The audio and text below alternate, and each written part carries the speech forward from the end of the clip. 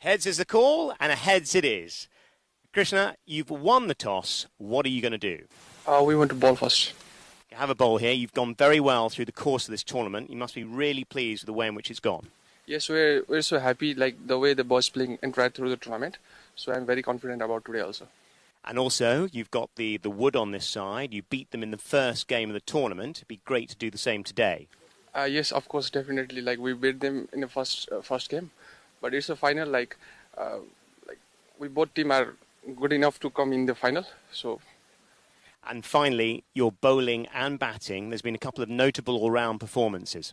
Yes, definitely. Especially youngster, they are stepping up for the team. That is the main strong point for us. And finally, do you have any changes to your team? No changes. We're playing with the same team. Krishna, thank you very much indeed. Ahmad, are you going to be happy having a little bat here today? Yeah, of course, due to a fresh wicket, looking good at the wicket. And of course, we wanted to get more runs today.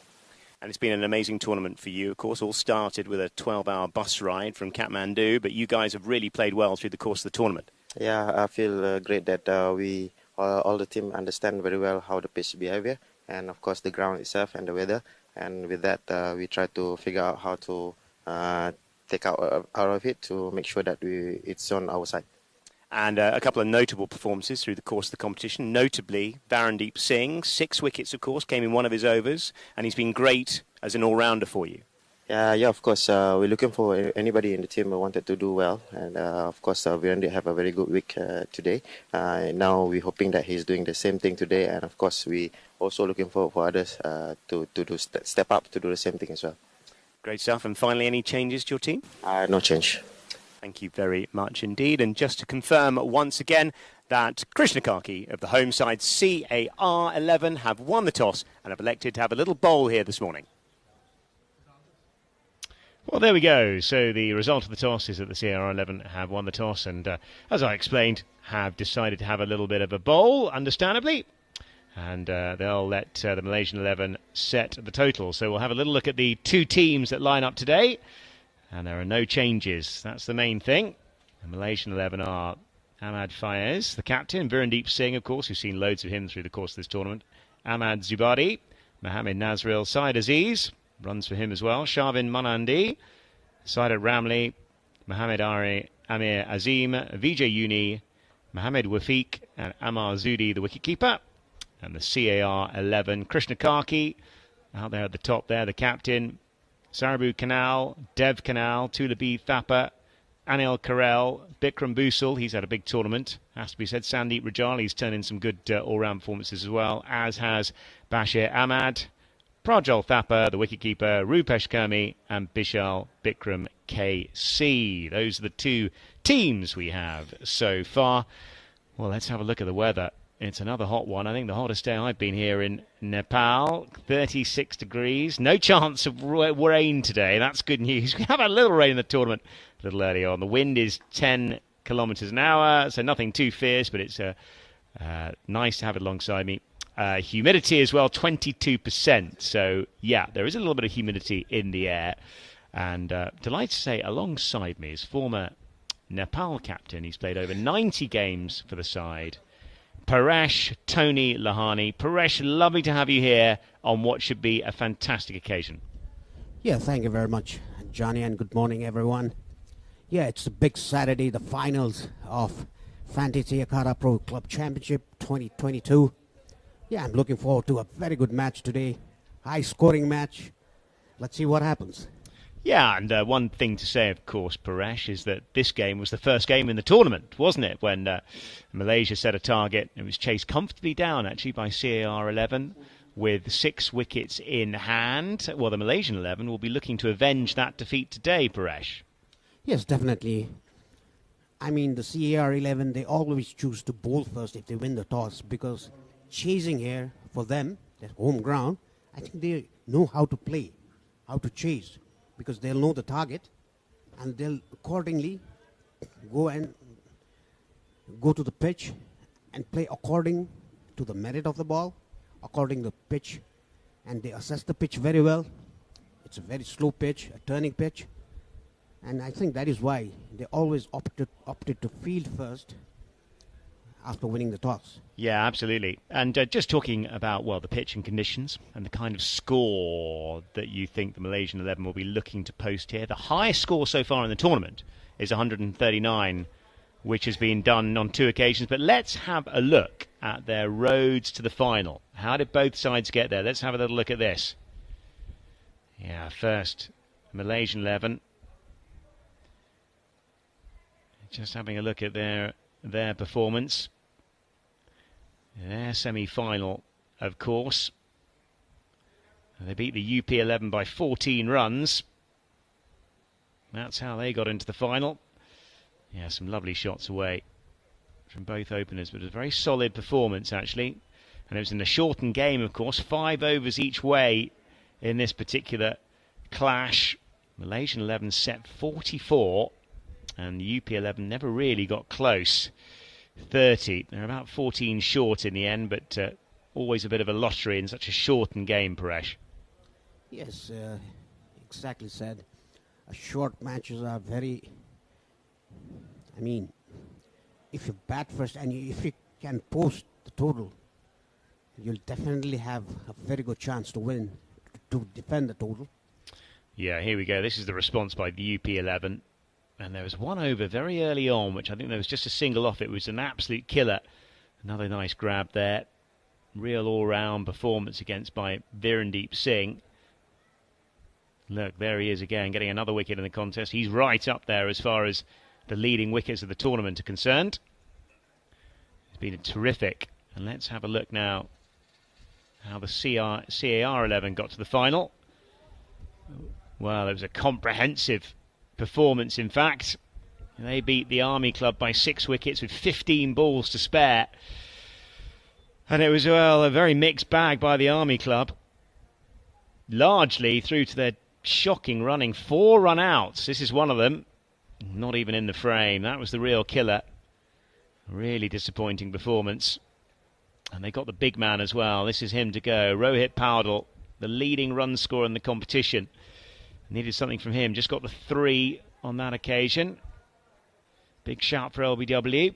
That one went as well. And just never really got going, Paresh, did they? Yeah, and then they never did 4 run-outs. That's bizarre. And that was a very well kept by the keeper, taking the ball on the half volley. And that was dead straight for me. Yeah, another LBW again. And a combination of ill discipline with the run-outs. Good take it backward point. Shot at the stumps by Krishna Karki. He's not going to miss from there, is he? The skipper. Expect to see him have a big part of the game. I think this is run-out number 4.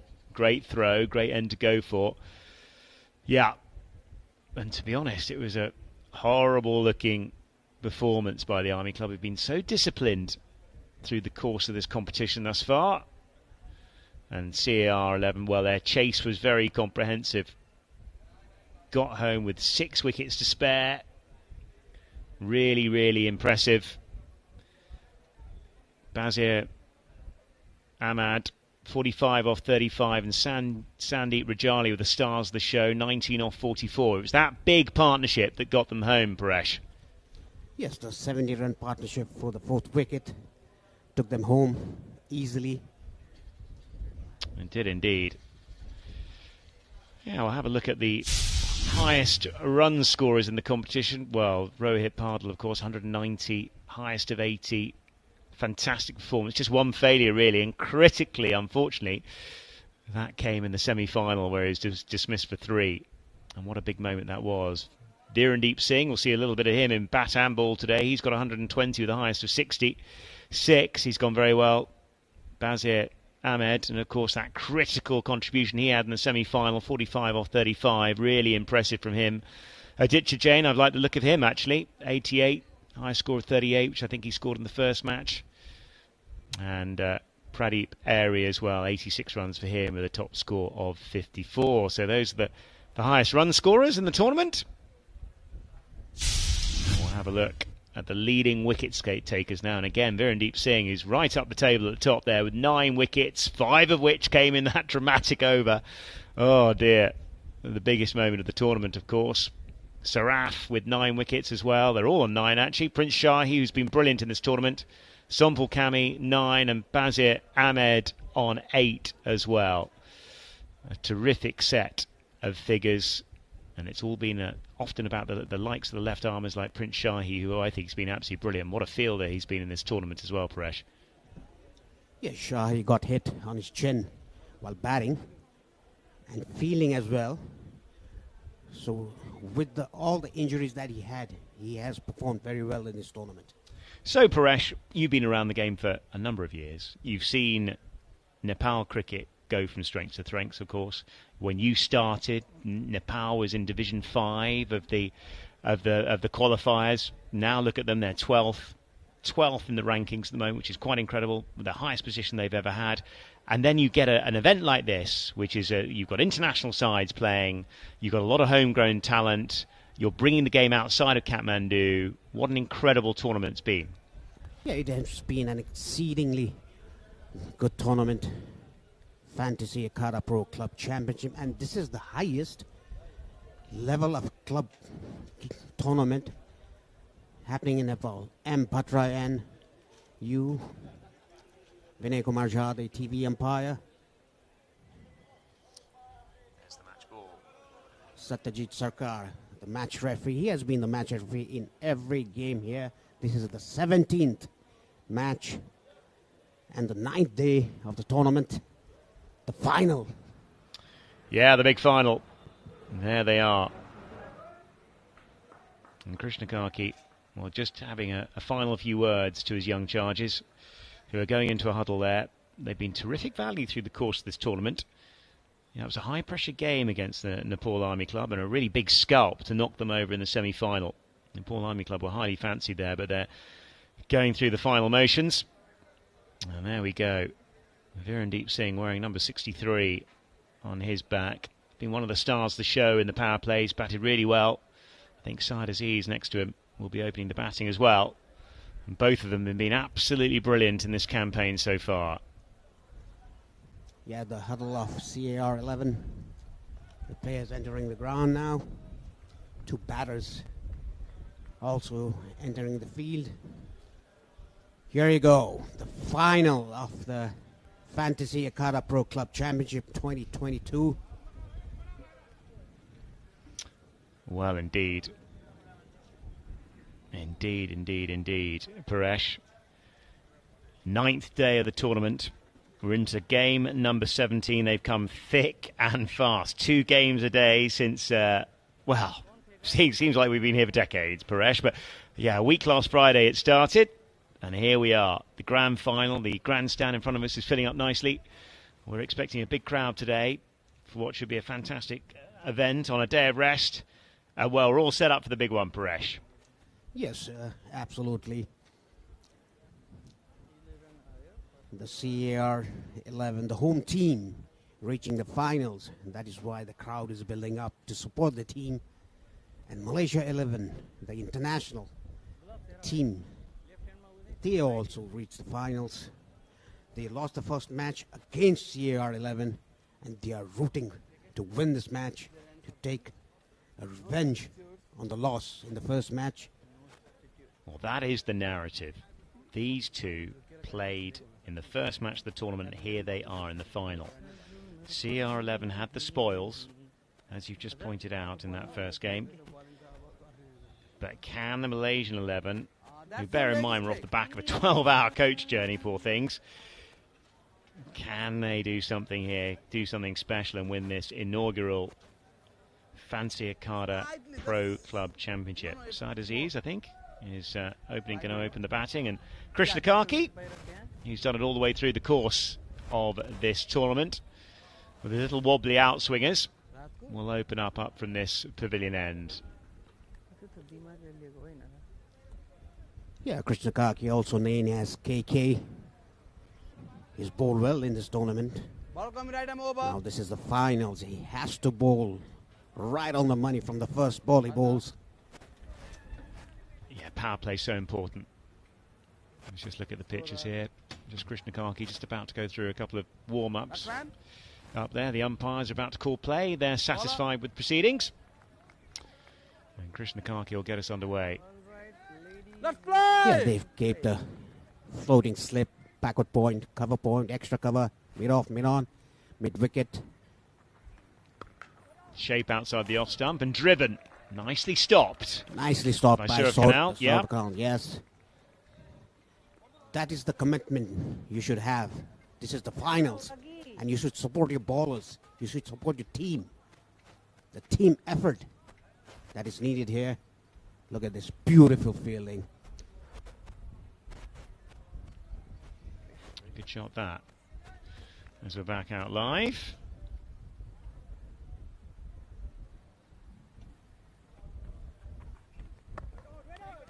Working away on the onside. Nice tidy start. And actually it's Ahmad Zubadi who is opening the batting. You again have a quick look at his stats so far. Hasn't had a great deal of starts actually. Just the one single so far in his scores.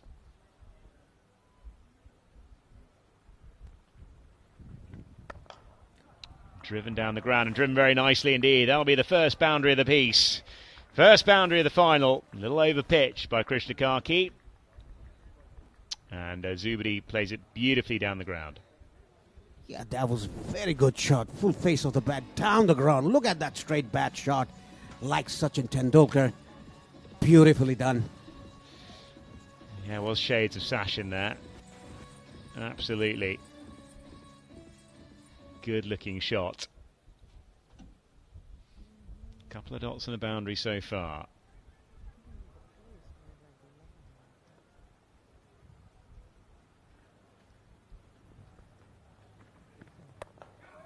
He's got again.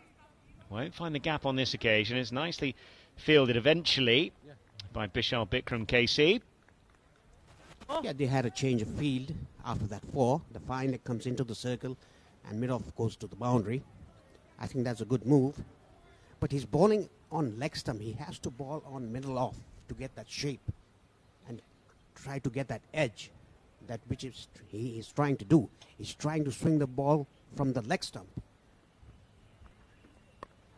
Oh, hauled away on the onside. He's got a good piece of that. What's that float away for? Oh, it's gone for 6. What a terrific shot. A little bit short from Krishnakaki. And it's swung away by Zubadi for the first 6 of the final. Yeah, I think that was a bit of a top edge, but the wind blowing from left to right. I think the wind blew the ball over the fence for a 6. Yes, it has gone with the wind, no question about that. And it's gone far enough. Good start this. Already at 10 off the first over. Krishnakaki's got some thinking to be done here. He might consider a plan B.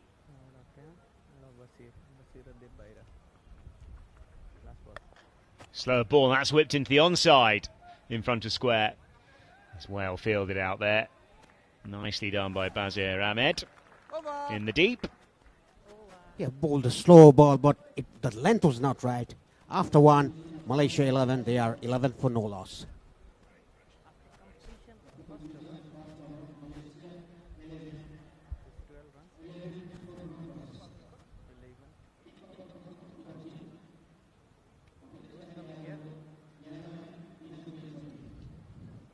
Zubaidi 11 of 6, and Singh yet to open his account. He hasn't faced any ball yet.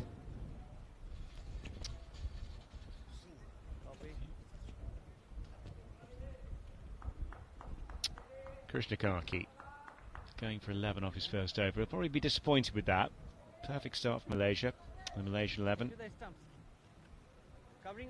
And Ahmad Zubadi will retain the strike. A couple of boundaries to him already.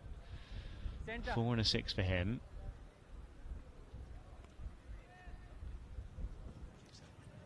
Anil Karel comes to the attack from the market end. The second over of the innings and his first over. He's bowled pretty well in this tournament as well. A youngster. Yeah, he has.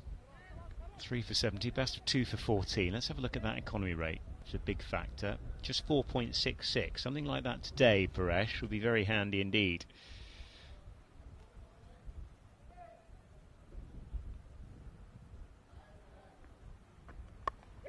Corral operating round, and that's a little bit short, a little bit wide, and it's latched onto, and it's another boundary. Yeah, clinically done by the batsman. Down to back foot and punch it at extra cover for 4 runs. Wow, finally, Zibadi has come to the final, come to the party here.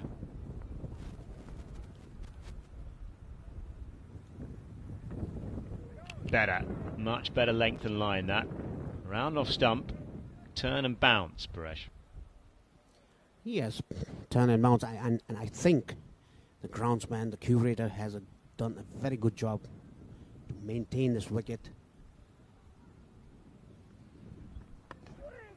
He's making a bit of room, but I'll just run down to the man in the deep out there. I'll get through for a single. Yeah, extraordinarily, Zubadi's had a shocking tournament thus far by his standards. Just the 1 run going into the game today. Virendeep Singh has been starved of the strike thus far, but we know what a mighty fine player he is in the power plays. Yeah, he is one of the contenders of the player of the series. Has 9 wickets and 120 runs so far. Plays it late, be another dot. Just 5 from this over. And El Corral doing a good job for his captain Krishna Karki, keeping things fairly tight here. 16 still off the first over and 5 deliveries. Good finish to the over. Pretty good over, to be fair, in the power play as well. After 2, Malaysian 11, 16 without loss.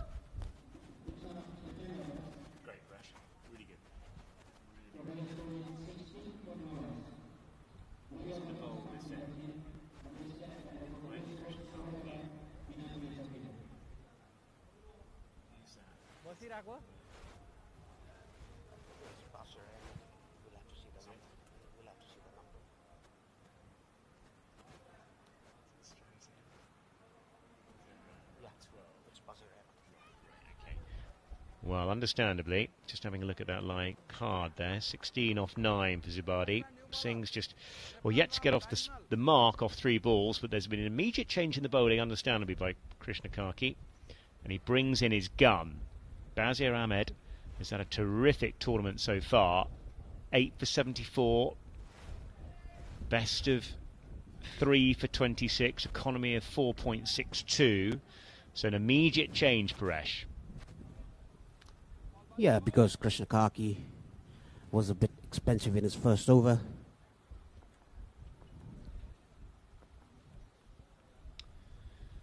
Bowling through, left arm. Just a punch down the ground. And they'll get through for a single. Now, we haven't seen any uneven bounce. The ball is staying a little low, but no uneven bounce. Only a hint of turn. Like I said, I think the groundsmen have done a very good job preparing this wicket for the final. Yeah, they have done. They really have done. I've had a couple of days at it. Played nicely by Virendeep Singh. That doesn't bounce a great deal outside the off stump. Another dot. Virendeep Singh still yet to get off the mark, but he'll know.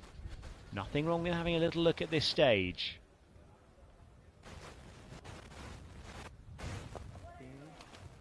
Pushing out on the off stump. On the offside is Virendeep Singh. He's more value to the side out there than doing something careless, isn't he? Yes, he is. I mean, the left arm orthodox should a bit slower the pace. That's a lovely shot. Oh, just opening his hands on that occasion off the back foot. Virendeep Singh, we've seen it so many times through the course of this tournament. Terrific placement from the young man. Yeah, the timing was perfect. He just guided the ball. Look at that shot. Look at the timing. Beautiful. Yeah, the secret of that was his mighty quick feet, getting onto that back foot and the placement. Push down the ground, they get another single. 6 so far.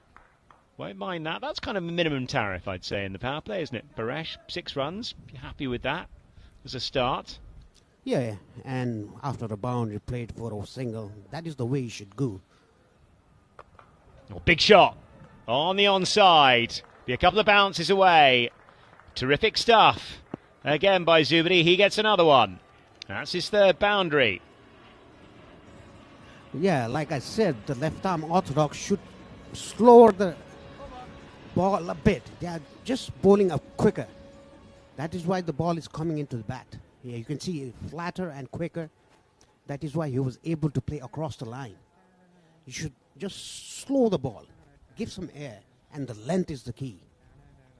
After 3, it's 26 for no loss, Malaysia 11.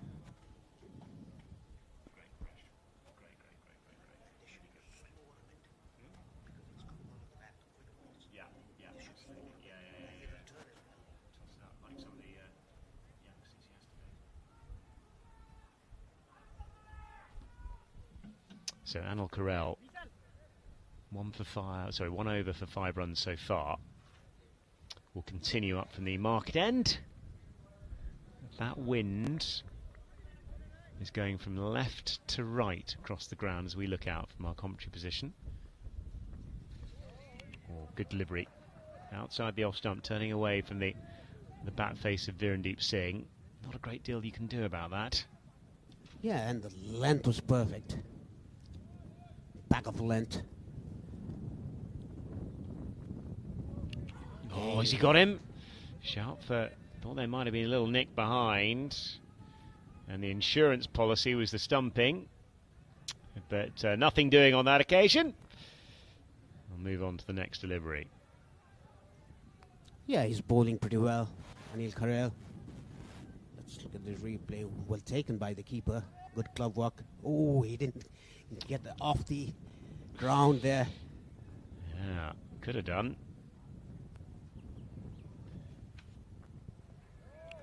Oh, lovely bit of bowling again.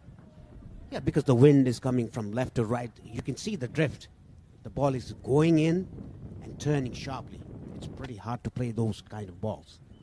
Loud and clear. Good stuff, this. Hasn't conceded anything thus far in his second over. Driven by Virendeep Singh, and that's a great bit of work at extra cover. Yeah. I think it's Bikram Bhushal there.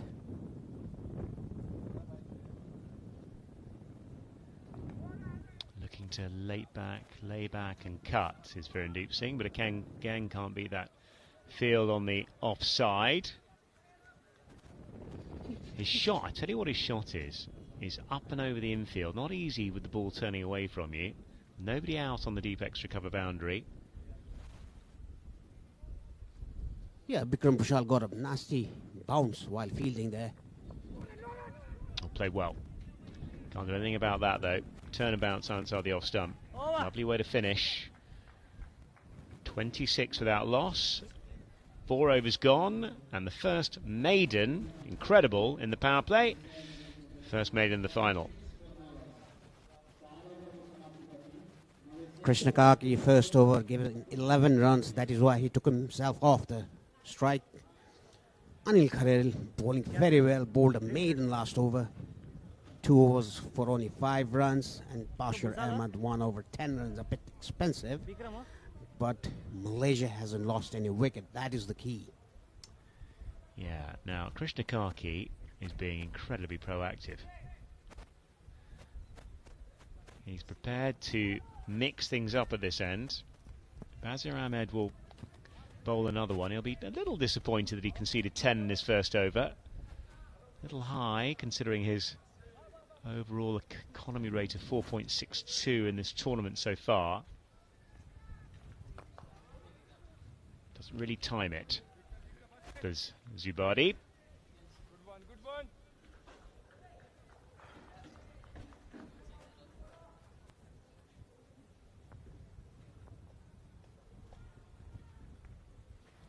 He's gone for a big shot. It's in the outer. I think he's beat the man in the infield. Might plug. Will it go for 4? It does. 2 men converging on it. Nothing they can do about that. Zibani gets another one. That's his 5th 4 of the afternoon so far. Yeah, like I said, the groundsman has done a very good job to prepare this pitch for the final. You can play shots like this across the line, across the spin, against the spin. Very good shot by Zibani. Well, he hasn't been able to buy a run thus far, but my word, he's going well. 25 off 13. It's been a terrific effort.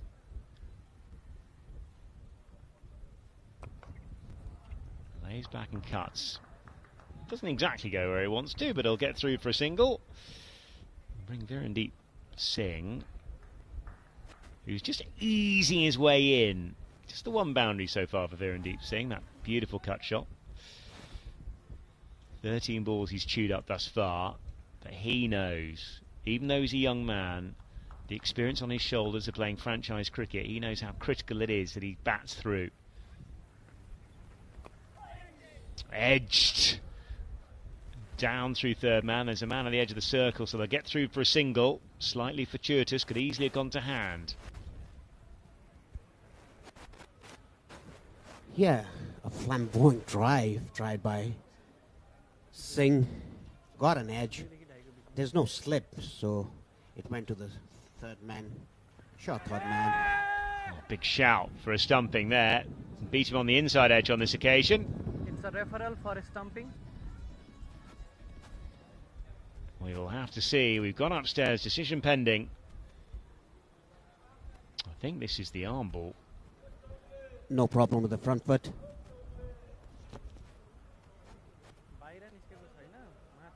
He's back in, I think. Yeah. It's not out. Yeah. Rajol Thapa, the smart bit of work. But it won't be enough to get the dismissal. Last one. Last one.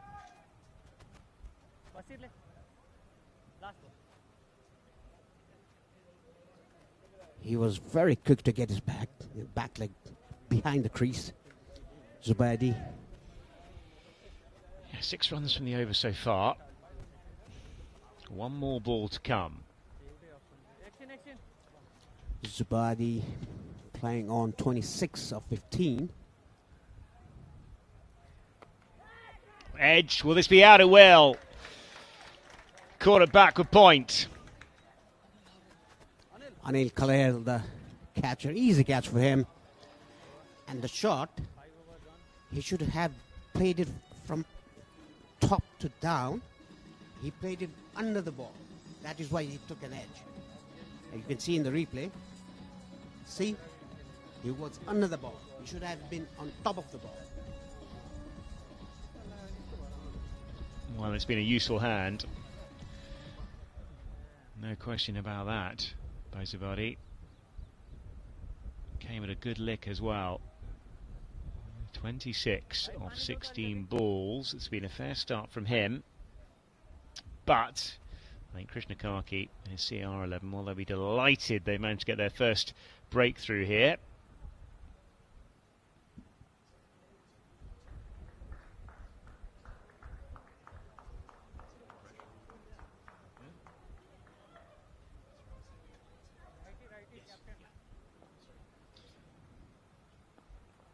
Bazir Ahmed now goes to the top of the charts with 10 wickets in the competition so far. Ahmed Faiz, the captain, comes into the crease. But he'll be in the non-strikers end. 5 overs gone. Malaysia 11, they are 32 for 1. Yeah, 5 overs done. Do tweet us in. Hashtag 23forever. Love to hear your tweets. Many people watching the final, which is fantastic on this day of rest. We're going to have a change of bowling. up at the market end.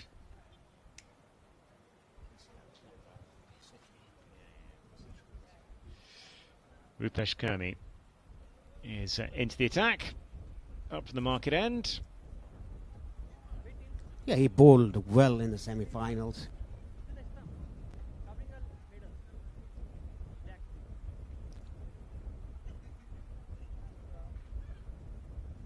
A medium pacer.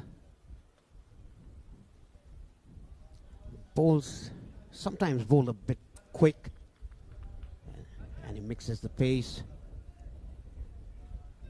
Has that variation also.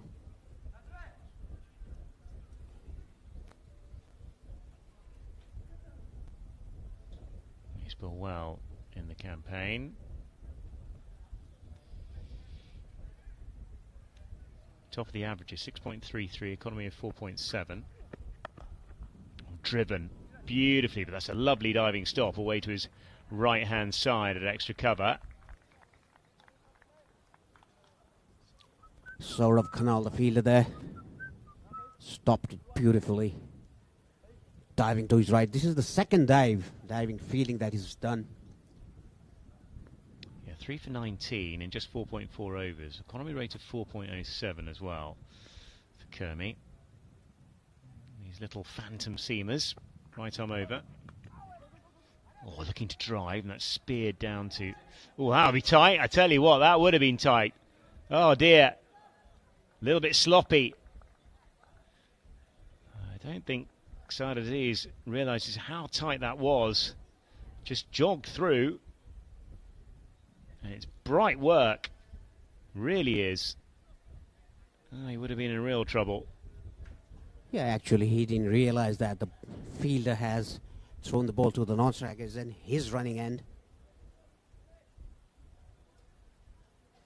Vishal Bikram Casey, the fielder there, at short fine. Yeah, Rupesh Kurmi has bowled pretty well this tournament. White ball. Down the leg side. Oh dear. Oh, that's slung away. Wide. That's valuable in this power play. Radar all over the shop on that occasion. Yeah, when I said that, he was bowling so well in this tournament. He bowls a very wide ball and goes for a boundary. Oh, commentator's curse. Yeah, the old commentator's curse indeed. Catch us all out, Paresh. Usually on a day-to-day basis, unfortunately. 5 wides, that is handy. 7 off the over so far. We've only had 2 legitimate deliveries. This is the final over of the power play. And Kurmi, who's been immaculate, really. He hasn't bowled a great deal in the tournament, just 4.4 overs.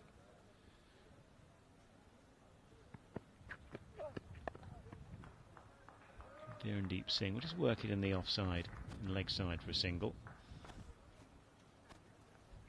Yeah, that was easily clipped off his hips for a single. Yeah, Saad Aziz has had a reasonable tournament. 73 with a best of 25, an average of 18.25, a strike rate of 114, which is okay in what has been a fairly lowish scoring competition.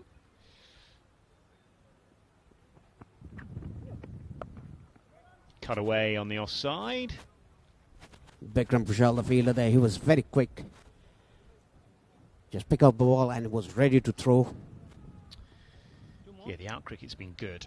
Yep. Very good by the CR11. It's been a bit of a mixed bag across the last 9 days or so. Even the Nepal Army Club were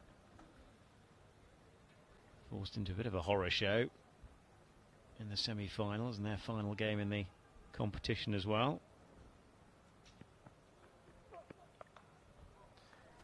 Wide of the off stump, and that's slashed away, and it's slashed through third man. Half volley, didn't exactly go where he wanted it. But that will do. Lovely boundary for Ahmad Faiz. Yeah, there was no third man fielder. He was brought inside the circle. Slashed at it, got an edge, went to the boundary. Lucky 4 runs for Malaysian team. They are 44 for 1 in 5.5 overs with the current rate of 7.54. Good going for Malaysia. Yeah, Ahmed Faiz, best of 39 out of 49 runs in the competition, 16.33 the average. Driven. Almost beat the man with extra cover. Good recovery in the end. Power play over. Tulbadu's Harper there. Power play over. There was after 6 overs, Malaysia 11, they are 44 for the loss of 1 wicket.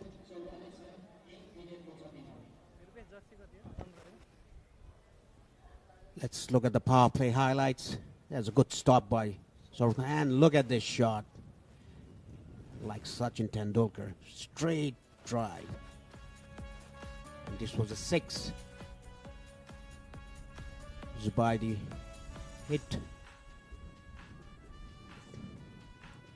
4s and 1-6. This was with very good timing by Virendeep Singh. Yeah, so important that Virendeep Singh stays the distance. Really handy knock by Zubaidi. There's that stumping appeal. A couple of bounces over the leg side as well, but we're done in the power play. 44 for 1. I think Malaysia will be pretty happy with that. They've got off to a start, haven't they? That's the key thing. And that's a wicket of Zubaidi. Now the leg spinner comes into bowl from the pavilion end. A very bright leg spinner. Bikram Bhushal has bowled very well in this tournament.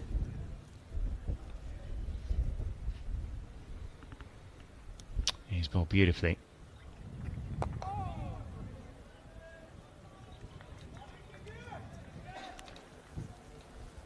First ball right on the money. Saurabh Khan doing the fielding there, stopping the single.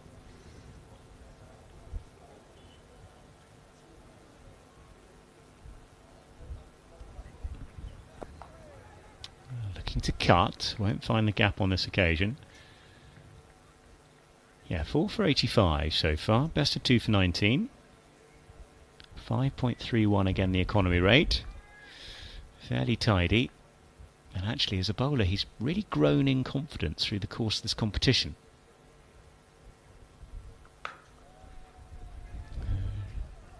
Driven up to the man up there on the rope. But it's always good to see a leg spinner involved in the game. They're the ones that people pick up in franchises around the world, those who've got the ability to beat you on either wing.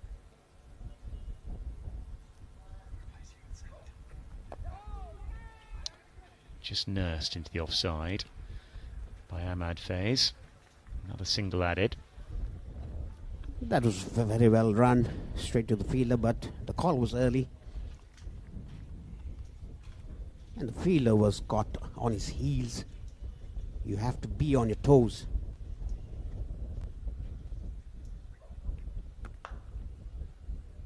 Just another single again. The CR11 be more than happy with this. Just 3 off the over. I'll probably be thinking about trying to get something away.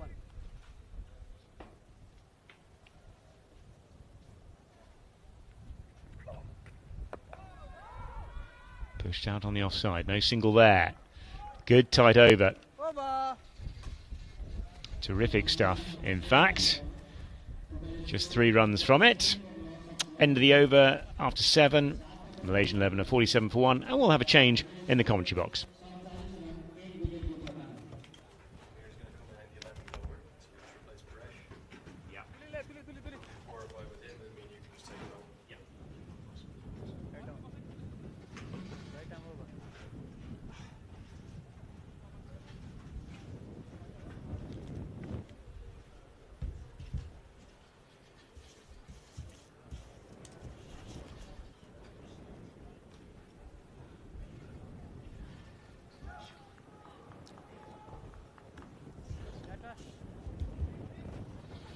Good morning, Andrew. Yeah, good morning, and great to be with you as always. Presh, final day, isn't it? Super Saturday, the grand final of the Fantasy Akara Pro Club Championships, and I've just enjoyed listening to you two boys getting things going this morning. Yeah, thank you very much, Andrew. A little surprised to see the CAR 11 have a bowl first. Maybe that scoreboard pressure in a final, runs on the board, tends to be the way you want to go. I think because of the win in the semi-finals, they chased it. That is why I think they bowl first. They'll know the target, what is the target, while chasing. So I think they'll play according to that. And Krishna Kaki comes with his second spell.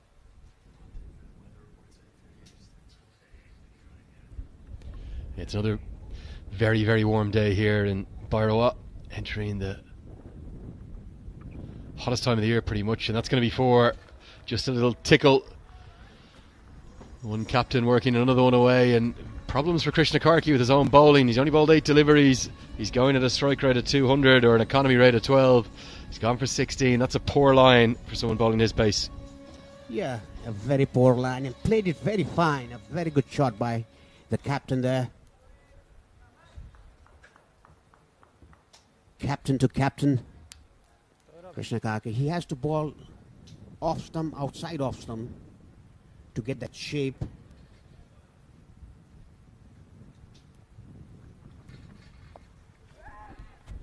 No run this time, straight to the backward point fielder. That's Bikram Bushell.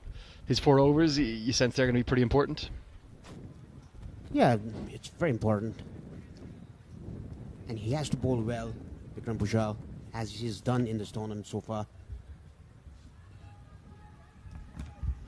Yeah, can't quite believe it's the final day, to be honest with you, Paresh. It's taken an emotional, a physical toll on all of us. But it's been a lot of fun as well. Yes, it has been.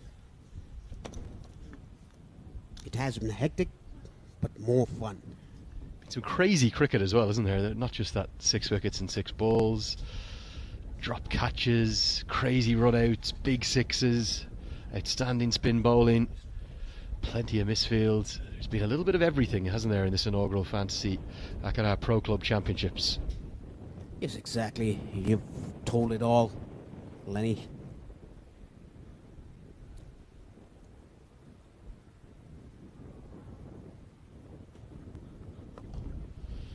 That kind of dipping Yorker, can't get much on it this time, Fies. For Malaysia, we keep talking about this whenever a side starts well. So many teams have fallen away from over 6 to 14, but there's a real chance of posting the highest total of the tournament here, surely. What a platform, 52 for 1 in the 8th. Yeah, they sure have, and like I said earlier, the curator has done a very good job with the pitch. Oh, and I don't think he's picked that, Fies. Wonder was there an inside edge involved. The keeper's done well just to get a pad on it. That'll get us to the close of the 8th and score 52 for 1.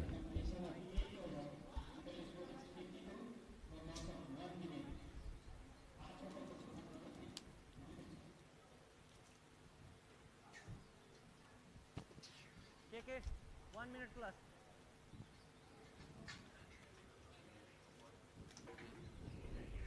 I'm okay, I'm taking one of your tablets, just take paracetamol. Yeah, very good morning to everyone, and it is Super Saturday, the grand final, the one we've all been waiting for between the home side, a nice big crowd just starting to arrive in. I think a few of them might have got caught out by the change of times. That's only going to grow and grow and get bigger. But where is this maiden inaugural title going to go? Will it go and remain here on home soil, in fact in the home province, the home association side, or is it going to go all the way to Kuala Lumpur? Well, we'll have to see on the 40th over. I think it'll be decided on the 40th over. Beautifully bowled, an outside edge, and he's got him. I thought that the leg spinner's 4 overs were going to be absolutely critical, and he's got the big fish. Malaysia's winning or leading most run scorer in this tournament has been dismissed by a young leg spinner of real repute and ever-growing stature. Caught behind just a feather of an edge, a good catch. Amirndeep Singh is gone. Yeah, I was waiting for that.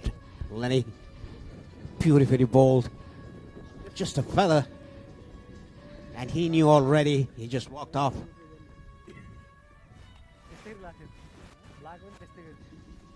Yeah, it was the bounce as much as anything. Often leg spinners in particular, all spinners, but leg spinners, wrist spinners in particular, they love bounce as much as they do turn. So Singh has gone for 11. The second wicket falls. It's 52 for 2.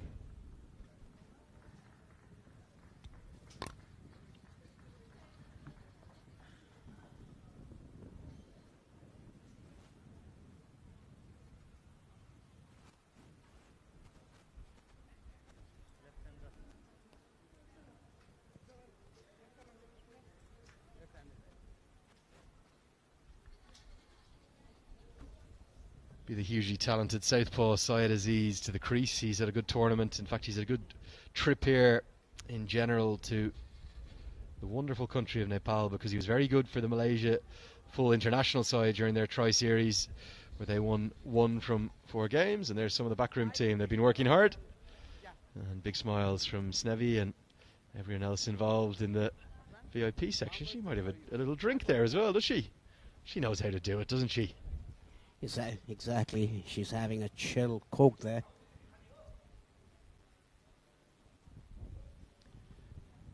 Aziz will have to face up to the left-hander. Bouchal full of confidence now. Starts to ride on the money. Just punch down the ground. It will be a single. This final, really the masterpiece, the crowning achievement of the tournament. Let's hope for a thriller. Are we going to get it? You reckon it's going all the way to the 40th over? Yes, sir.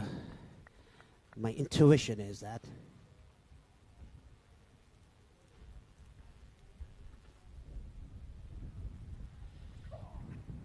That's the googly. Now, he hasn't bowled many of them, but you could just see the noticeable change in action. It was definitely picked by Ahmed Faiz, and it was a bit short as well. And the final issue with it was the line was wrong. Need to get it up outside off stump, but good to see the leg spinner at least show his variation. Yeah, even the length was a bit shorter. That is why he picked it, the batsman. He should try and bowl a googly for the left-hander. That is the googly. He's gone 2 in a row, and it's beautifully bowled. And a good piece of keeping as well to pick it out of the wrist and then pick it up. So there's no doubt that Bouchal's growing in confidence. I think we've seen just one googly from him in the entire tournament, and he bowls it back-to-back deliveries there. Just again, not quite getting the line right. Needs to be angling into off stump, which is where that leg break has gone this time, and it's keeping things really tight. He's spinning his web already, the 24-year-old. Yeah, he's bowling very well, and Krishna Kaki doing a very good job there in the field. Yet another dot ball. Only 2 runs of this over so far. 1 ball to go.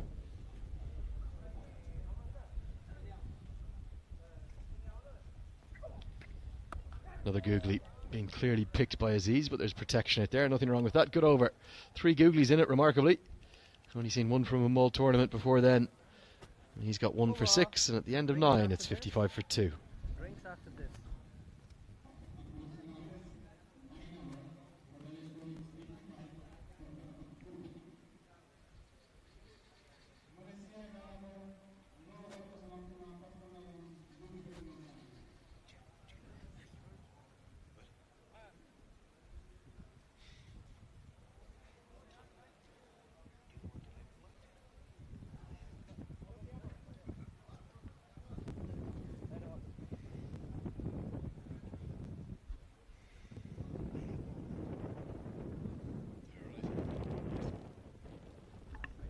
So 1 over before the drinks break, the mandatory 10 over drinks break, and the players are going to need it because it's 38 degrees out there, would you believe?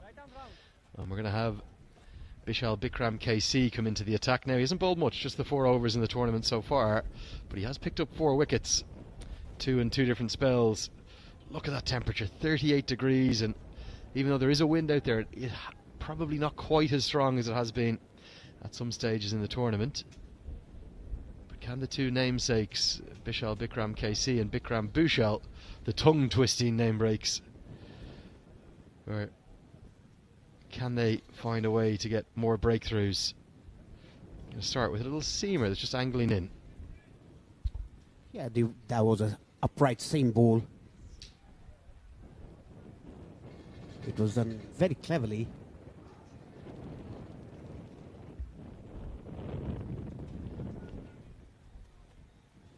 Right on the money, and you just wonder if there's also the factor of the first meeting between these two sides. They're both in Group A, of course. And the CAR 11, they ran out on top that time by 6 wickets. It was actually the highest chase of the tournament that we've seen right in the first game, and Malaysia made 131 that day. Anything under that, the home side are going to be pretty confident. Yeah, they'll be very confident. Casey's mixing the ball, mixing the pace of the ball.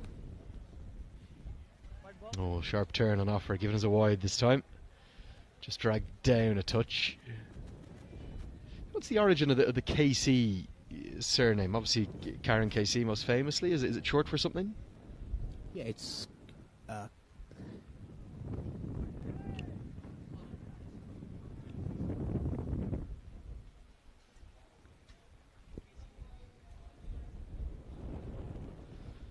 I've yet again stumped Paresh Lahani. no, you haven't. Go on then, tell me. It's Casey is Khatri Chetri. I like KC.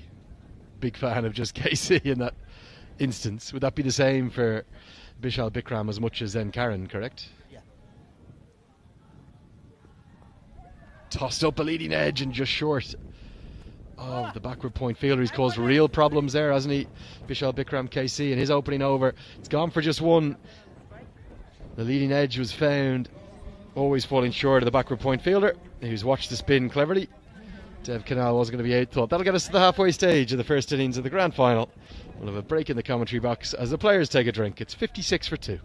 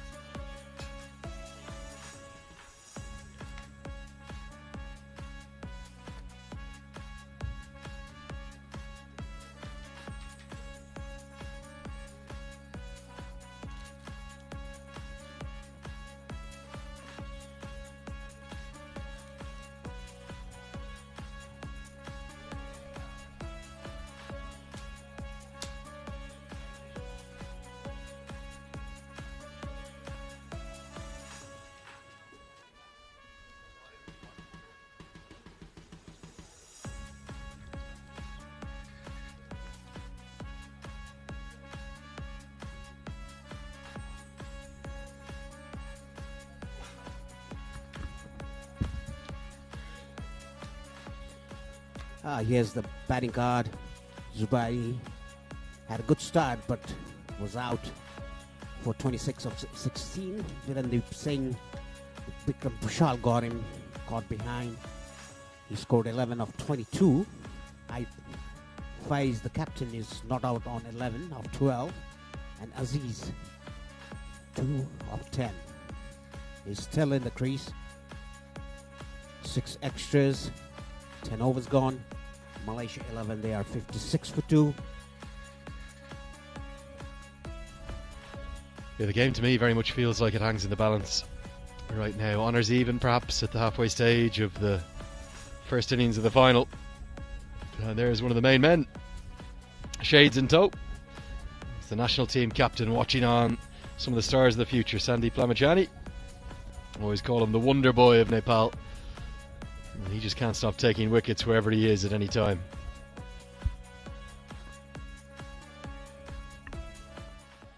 Change in bowling. We'll see the leg spinner surprisingly taken out of the attack. Yesterday he bowled 3 overs and was whipped out. It wasn't yesterday, it was 2 days ago, but in the semi-final he bowled 3 overs and was then taken out of the attack. Today he's bowled 2.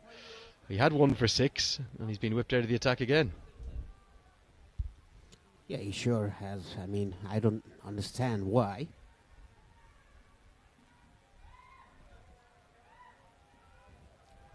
It's Basir Ahmed. Yeah, he's a very good young talent, right, Lani? Yeah, he's been one of the finds of the tournament, really. Oh, beautifully bowled. It's a brave leave.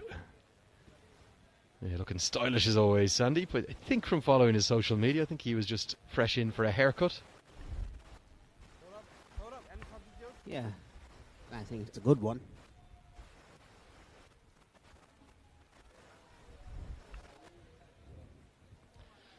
Flatter through the air this time, no turn, and dots are building up. In fact, the pressure's building up on Ahmed Faiz and Syed Aziz. Syed Aziz, though, in particular, he's just 2 from 12 deliveries. And a misfield is going to give him some relief. It should be a couple of runs, but that could easily have been stopped and the dots would have continued to build up. Saurabh Khanal was the fielder there who misfielded it. A good recovery by the long off fielder there. It's wide outside the off stump. Yeah, Bashir Ahmed, he's one of the great post-match interviews of all time, isn't he? He's a long, hard think about it. He waits for the translation, and then he usually says 1, if not 2 words. Yeah, that was a good punch on the mid-wicket region. Would you put him in the mix for the player of the tournament? He's the leading wicket taker now with 10. Well, there are 3 or 4 contenders.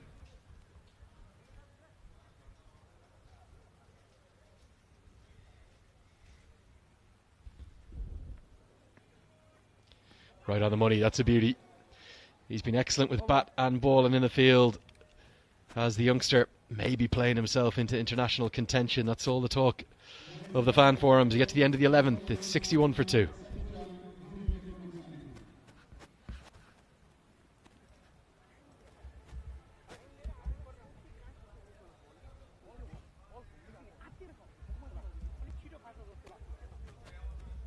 The bowling card, Krishna Kaki, 2 for 16. Anil Kharer, 1 maiden, 2 overs, 5 runs given. Bikram Bhushal, 2 overs, 6 runs and 1 wicket. Bashir Ahmed, 3 overs, 21 for 1. Rupesh Kurmi, 1 over 12 runs. Bikram Bhushal. Casey is continuing. Quick single.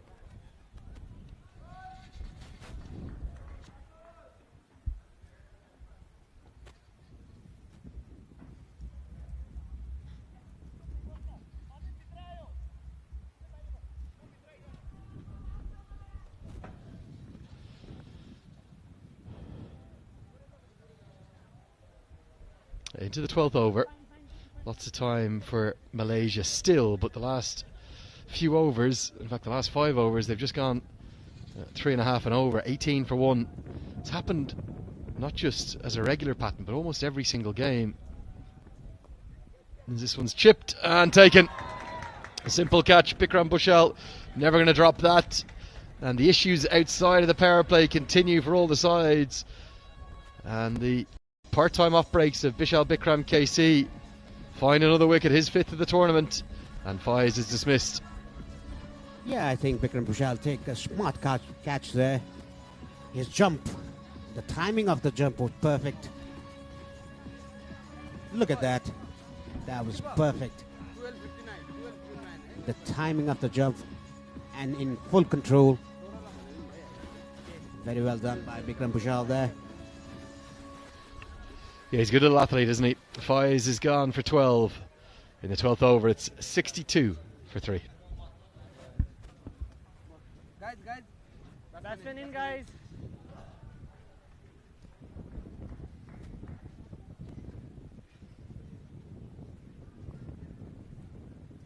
It's 12:20. There's a packed grandstand filling up, barely a spare seat. In fact, some of our volunteers are having to find new seats. You get the benefit up here in the grandstand, don't you? The cover over the top right in front of our commentary position, and great to see them living and breathing every ball here on Super Saturday. Yeah, the crowd is building up. It's going to be a very nice day to see all the crowds coming here to support their home team. The CAR 11 Cricket Association of Rupandehi 11.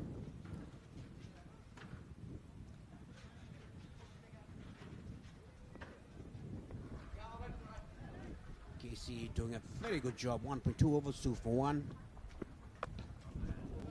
Smashed into the offside, too full and far too easy. Far too easy for the new man. What a freebie from his first delivery. Mohammad Nazreel gets this away for 4, hammered. Yeah, that was a very full delivery, and it drove to extra cover for a beautiful boundary. Yeah, there is the crowd getting into it. Look at all the plastic chairs, the volunteers working hard to try and accommodate everyone. Going to be back-to-back boundaries here. The first ball was over-pitched on the offside. This one over-pitched into the hitting arc and dispatched into the leg side. 2 poor deliveries from Bishal Bikram KC, and they've both been hammered away for 4. Yeah, this was again one of the good shots in this innings. Look at that. From outside off some, he drags it down to mid-wicket for 4 runs.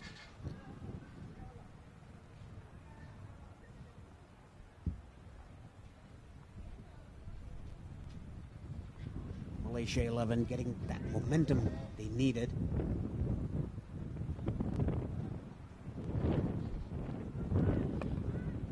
Chipped, and just as the mid-wicket fielder had come out, means that it's a simple single into the leg side.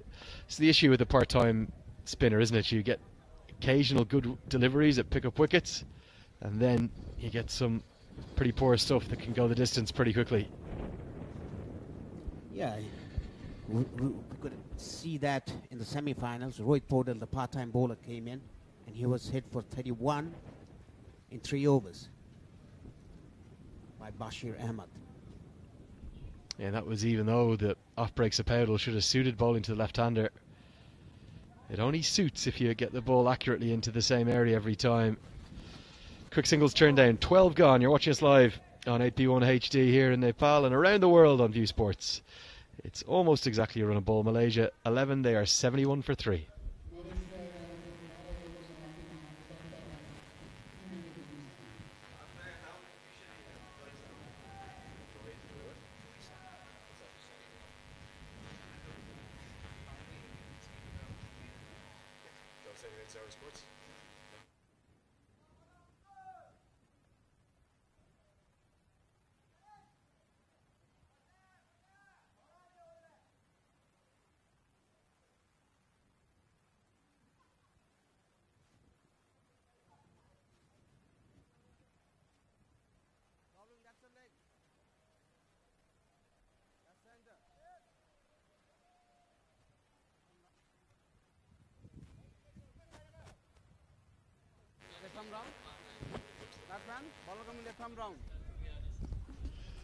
So delighted to have a very special guest come and join us here in the commentary box. It's the founder and managing director of the Everest Premier League, the brainchild behind this tournament, the inaugural edition of the Fantasy Akara Pro Club Championships. A very warm welcome. Namaste to Mr. Amir Akhtar. Hi, namaste Andrew. How are you?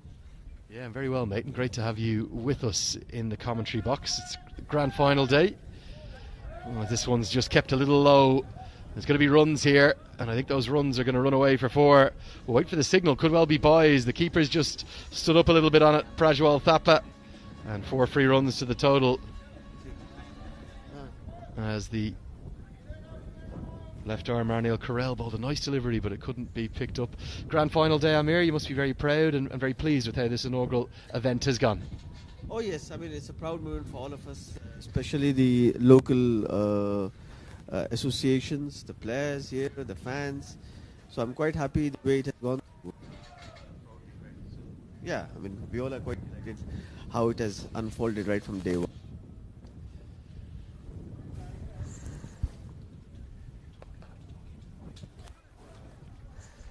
And the idea, the concept behind the event, 4 local sides to try and give exposure to some of the best younger cricketers here in Nepal against great overseas talent coming in, not just from Malaysia like we see in the final, but also 2 teams from India and 1 from Bangladesh.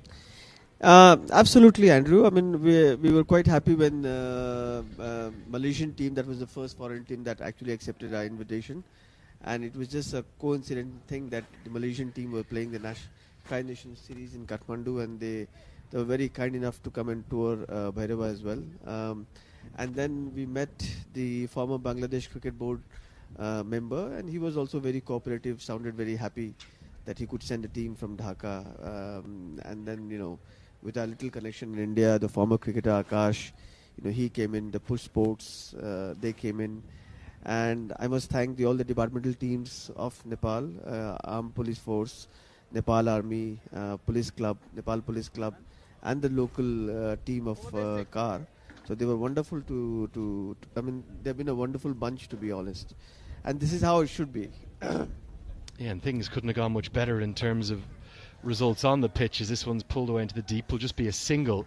The reason why, the grand final, the third place playoff, the 5th v 6 match, all with 1 home side and 1 away side. It shows just how competitive it's been. This is an absolutely a perfect script that any organizers can look into. When you have a foreign team, more or less it's a national team of Malaysia playing with the local side, a very, very local side of Rupandehi. So, I mean, every organizer could be dreaming of this with the home support and with the foreign factor. So we are quite delighted how it is unfolded.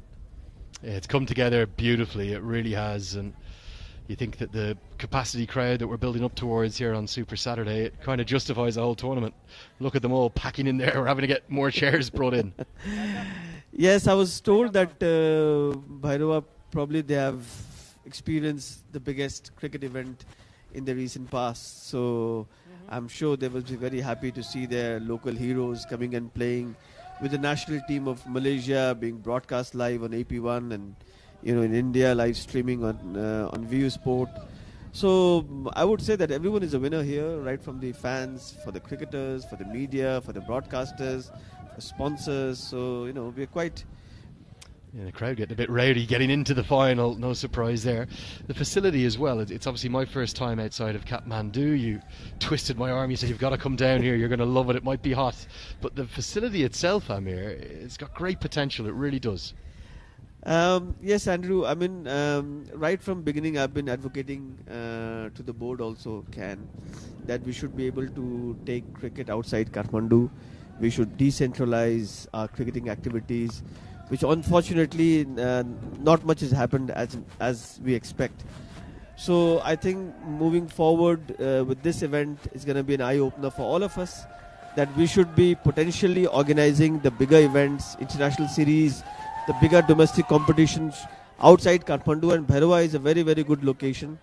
I'm sure you can see the location of the stadium is very centrally, it's very center of the town, where we could reach to our hotels within few minutes. We could reach the best of places within 5 minutes, and the airport is not that far. And the fact that now we have got an international airport, Gautam Buddha International Airport. So in every sense, we should be able to promote this venue more often and on a bigger scale. One of the big things I've noticed through the tournament, obviously watched every single ball of it, was from the best vantage point here in the commentary box. The crowd got hugely into the likes of Rohit Powdell being here, Sampal Kami, Karen KC, their hometown heroes and international heroes coming here to their hometown. But then the local players, and we've seen with the Cricket Association of Rupendehe 11 getting to the final, they haven't been daunted by the big stars, and they've actually They've stood up, they've fought, they've got all the way here to the final. So are you almost spreading the talent base, broadening the talent base through this competition? See, that's the beauty of any sport. You know, when the local heroes they start performing in front of your crowd, and that's what we wanted. I'm glad that, like I said in the beginning, this is a perfect script for any of us. When you get the local team to go into the final with the foreign national team playing against.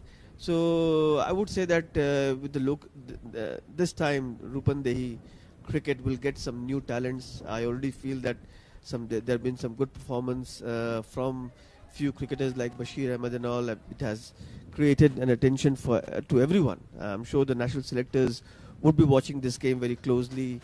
The national coach would be watching very closely. We have invited national captain Sandeep Lamichhane. He's there with us.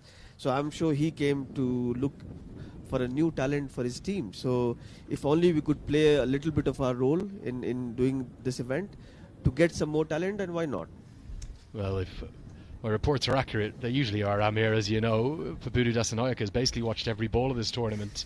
He isn't here in Barawa at the moment, but because of the high quality broadcast, he's been able to follow it closely. This is chipped down the ground. The change of bowling, Rupesh Kurmi, who's been brought in from the market end of the ground, has been hit straight all with a couple of bounces and runs away for 4. Malaysia certainly looking to get that 130, 140 mark. The kind of the future for this tournament, it's obviously an inaugural edition, and I'm going to ask you lots about the Everest Premier League over the coming overs, as that's what the real fan favourite is here in Nepal and growing ever more so around the world. But do you see this league almost developing a little bit as a feeder league in some ways for the Everest Premier League? Yes. See, when we proposed this to Cricket Association Rupandehi, the SCAR, and the CAN, the central board, so when we said that this is what we want in terms of decentralizing cricketing activity, in terms of finding new talent, and everyone was quite positive for that, and I'm very thankful to CAN and the CAR. The people at CAR have been very, very helpful, very, very cooperative in terms of conducting the league very smoothly. But yes, this could be a good feeder for all of us on the bigger competition, whether it's the Everest Premier League, whether it's the national team, the national camps. So the more you play cricket, the better talent you get, actually. Yeah, and who knows, maybe a lot of the talk around the rumour mills, the fan forums on Facebook, is that maybe Bashir Ahmed is playing himself into contention for that series against Zimbabwe and then on for the big tour of the United States of America. That would be quite the story if he's essentially sealed his spot for the first time in the international side through this fantasy Akara Pro Club Championships. Yes, that's mainly for the selectors to look into, but I'm sure they must be keeping a close eye. I hope that a few of the players from here would have caught the attention of the right people. Here's the leg spinner, another man who's caught the eye in a big way. It's bowled 2 overs, 1 for 6 at the moment, and Bikram Bushal's been outstanding. Let's have a chat about the Everest Premier League. It's been something that continues to grow and grow around the world, and there's a lot of different things that you'd like to get across to us about the 2022 edition, I'm hoping. Yes, inshallah, we plan to conduct this edition as well. We're still working on the dates very closely with our cricket board. We need to analyze the status of the national team tours, or if they are playing any home matches. So unfortunately we don't get the FTPs like we wished, like any other countries, the bigger countries would get.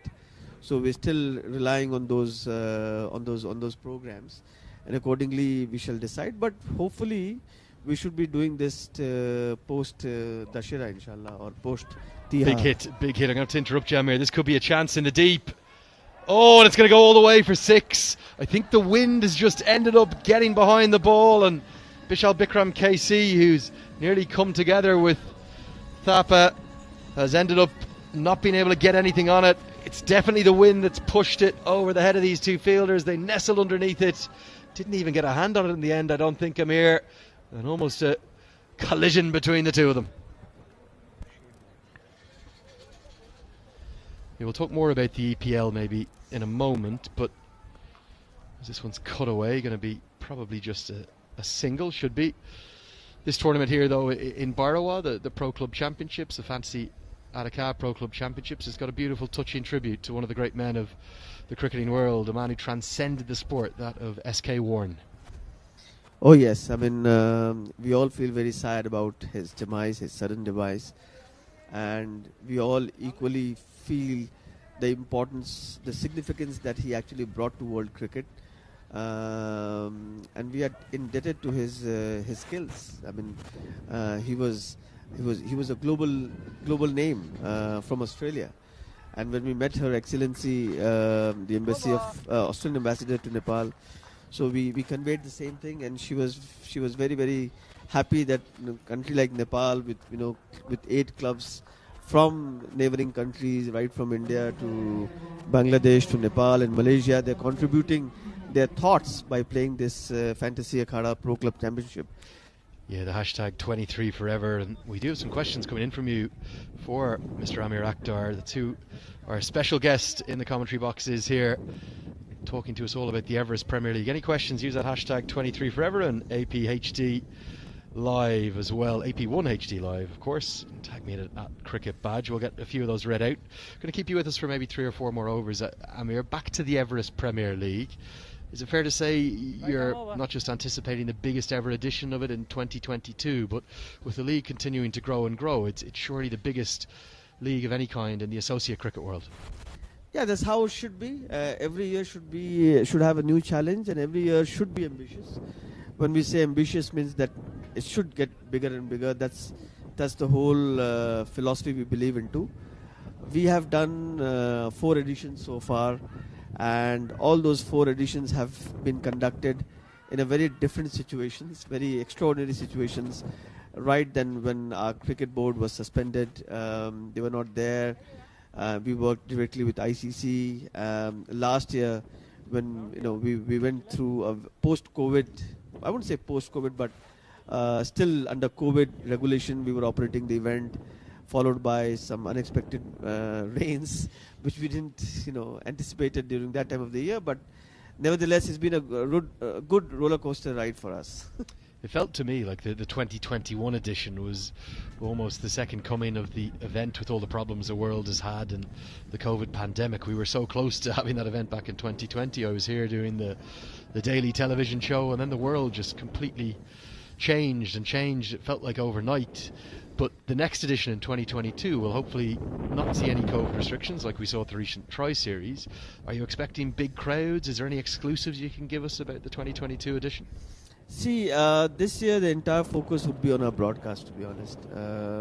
Crowd is something that I think, more or less that will be taken care if we have good quality of cricket. And Nepal still has one of the strongest fan base among the non-test playing countries. So we are quite fortunate, to have that sort of fan base to work with them. Edge, and going to be for fortune for Syed Aziz, who has been swinging away like a rusty gate over the last little bit. Just 12 off 23 deliveries, but he gets a bit of fortune here. Krishna Karki continues to prove expensive, and that's going to run away for 4 to bring the 100 up in the 16th over.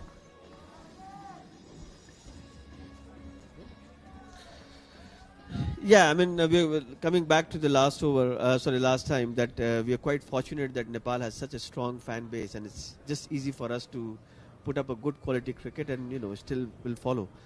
But we want EPL to be a global product now. It's going to be 4 more here, Amir, because Syed Aziz hasn't really put a single ball anywhere that he's intended, but he's not going to mind. He's got back-to-back boundaries. Again, too much width from Karki, and 8 come from just 2 deliveries. This one slashed away behind square over the offside. The big crowd, it's not just in the grandstand, it's filling up the Fantasy Akhada pavilion there outside the ground too. Come on then, Amir, I've had you in for 4 or 5 overs. I need some exclusives. Everyone's listening on at home, they've heard you're on air. I've heard rumours of big name players. We obviously had Shahid Afridi last year, which drew massive crowds. Who are you talking to? Who could be coming to Kathmandu? Yeah, I mean, this year we might get some more bigger names with COVID restrictions becoming easier now, and the players' availability might be better than last year, because we had a clash with the World Cup and the IPL, so we lost some really big names. but going forward we might actually get some really big names. I was there in Lahore last month. I was speaking to Babar Azam's contacts, and this could be held down the ground. Karki finally strikes back, much to the delight of the home crowd. Aziz's innings, it never really went anywhere despite those 2 boundaries. He's going to be dismissed for 20. A simple catch held out at long off, and Karki, he has his first. It's 105 for 4. I've got Amir Akhtar here, the founder of the Everest Premier League. Did I just hear you say Babar Azam's name? One of the best cricketers in the world. Yeah, I mean, he has shown good intentions to come over. And if everything works out, and why not to get him? I mean, our cricket deserves some bigger names. And also from Australia, a couple of cricketers we are working with them. What was the feedback from Shahid Afridi about his experience at the Everest Premier League? He looked to me like he really enjoyed it. Oh, he loved it actually. He keeps, we are in touch. He keeps asking me about the next edition, about the plans. And to be honest, we got a lot of momentum and the widespread, I would say, when he came in and what he tweeted about EPL and how he promoted. So it has gone to the right people, I guess. Tell us about your visions, your hopes for the league. It's still in its infancy in some ways. As you said, the 5th edition will be coming up. You said that there's a big focus on the broadcast, making that better and better. I think it went to something like 70 or 80 countries in 2021. Are you hoping to grow that? Are you hoping to get all of the eyeballs of the cricketing world onto Kathmandu for the 2022 Everest Premier League? Andrew, we want to break the barriers and announce it on the global scale what Nepal is all about, what our Nepal cricket is all about. And EPL just could be a good platform. Really could. The crowd are getting awfully rowdy in the background. They're loving these wickets that are falling. You're watching us live here on AP1 HD and around the world on Foo Sports. I've got Mr. Amir Akhtar with us, the founder of the Everest Premier League. We're talking to him about the 2022 season. What about the facility there? I presume you'll be looking at the TU International Cricket Ground. We've had a couple of questions come in on the internet, on the Twitter machine, wondering could there maybe be floodlights in future years at the EPL? More or less, sooner or later that will happen. We shall have a floodlights. I believe the board members, they are working on it. This is what I got to see on the news 6 months ago, that the Ministry of Finance. Azhar Ahmed has another one. He continues to press his claim for the player of the tournament here in this inaugural edition, and the home crowd love that. A big Yahoo across the line from Sharvin Muniandi. He loses his middle stump. They have their 5th, and the CAR 11 are maybe just moving into the ascendancy in this match. They bowled really nicely outside of the power play. This was pretty full, pretty straight. Not a great shot from Muniandi. He was nowhere near it. And the top of the off, maybe the middle stump is rocked back. Your working relationship then with the Cricket Association of Nepal, they seem to be doing a better and better job. The Tri-Series that was organised last year with the Netherlands and Malaysia coming over was matched again with PNG and Malaysia coming back last month. And Binod Das and all of the board directors seem to be driving things in the right direction now. Yeah, I'm glad that a lot of events are happening in Kathmandu. CAN is able to host international series, which is a good sign. I think among the non-test playing countries, CAN has organized the most international matches in the recent past, even in the COVID times. So, yeah, greatness goes to them. It's been a good hard work. And is everything really mutually beneficial between the two organisations, between the Everest Premier League and between the Cricket Association of Nepal? The better that things go for the Everest Premier League, it's going to strengthen the national side and get them exposure against those brilliant foreign players you're bringing in. And as the national side does better and better, and we'll hopefully start getting to World Cups, as this one's swept away for 4, surely that's going to be beneficial too for the Everest Premier League. In franchise cricket, basically all the players become also the best ambassadors of their country. So when we mix up those foreign players with the local cricketers, those players actually, when they see the talent of Nepal, the Nepali cricketers, they go and recommend and suggest to their respective franchise to get those players, and that's a very good sign. This is what we wanted actually. And something I've noticed in a very large way, the last two editions, I've obviously commentated on the last two tournaments, the one all the way back in Christmas 2018 and then the most recent one in September 2021, when the broadcast certainly took a big step up and was really impressive, watched around the world with your partners at Sportsworks.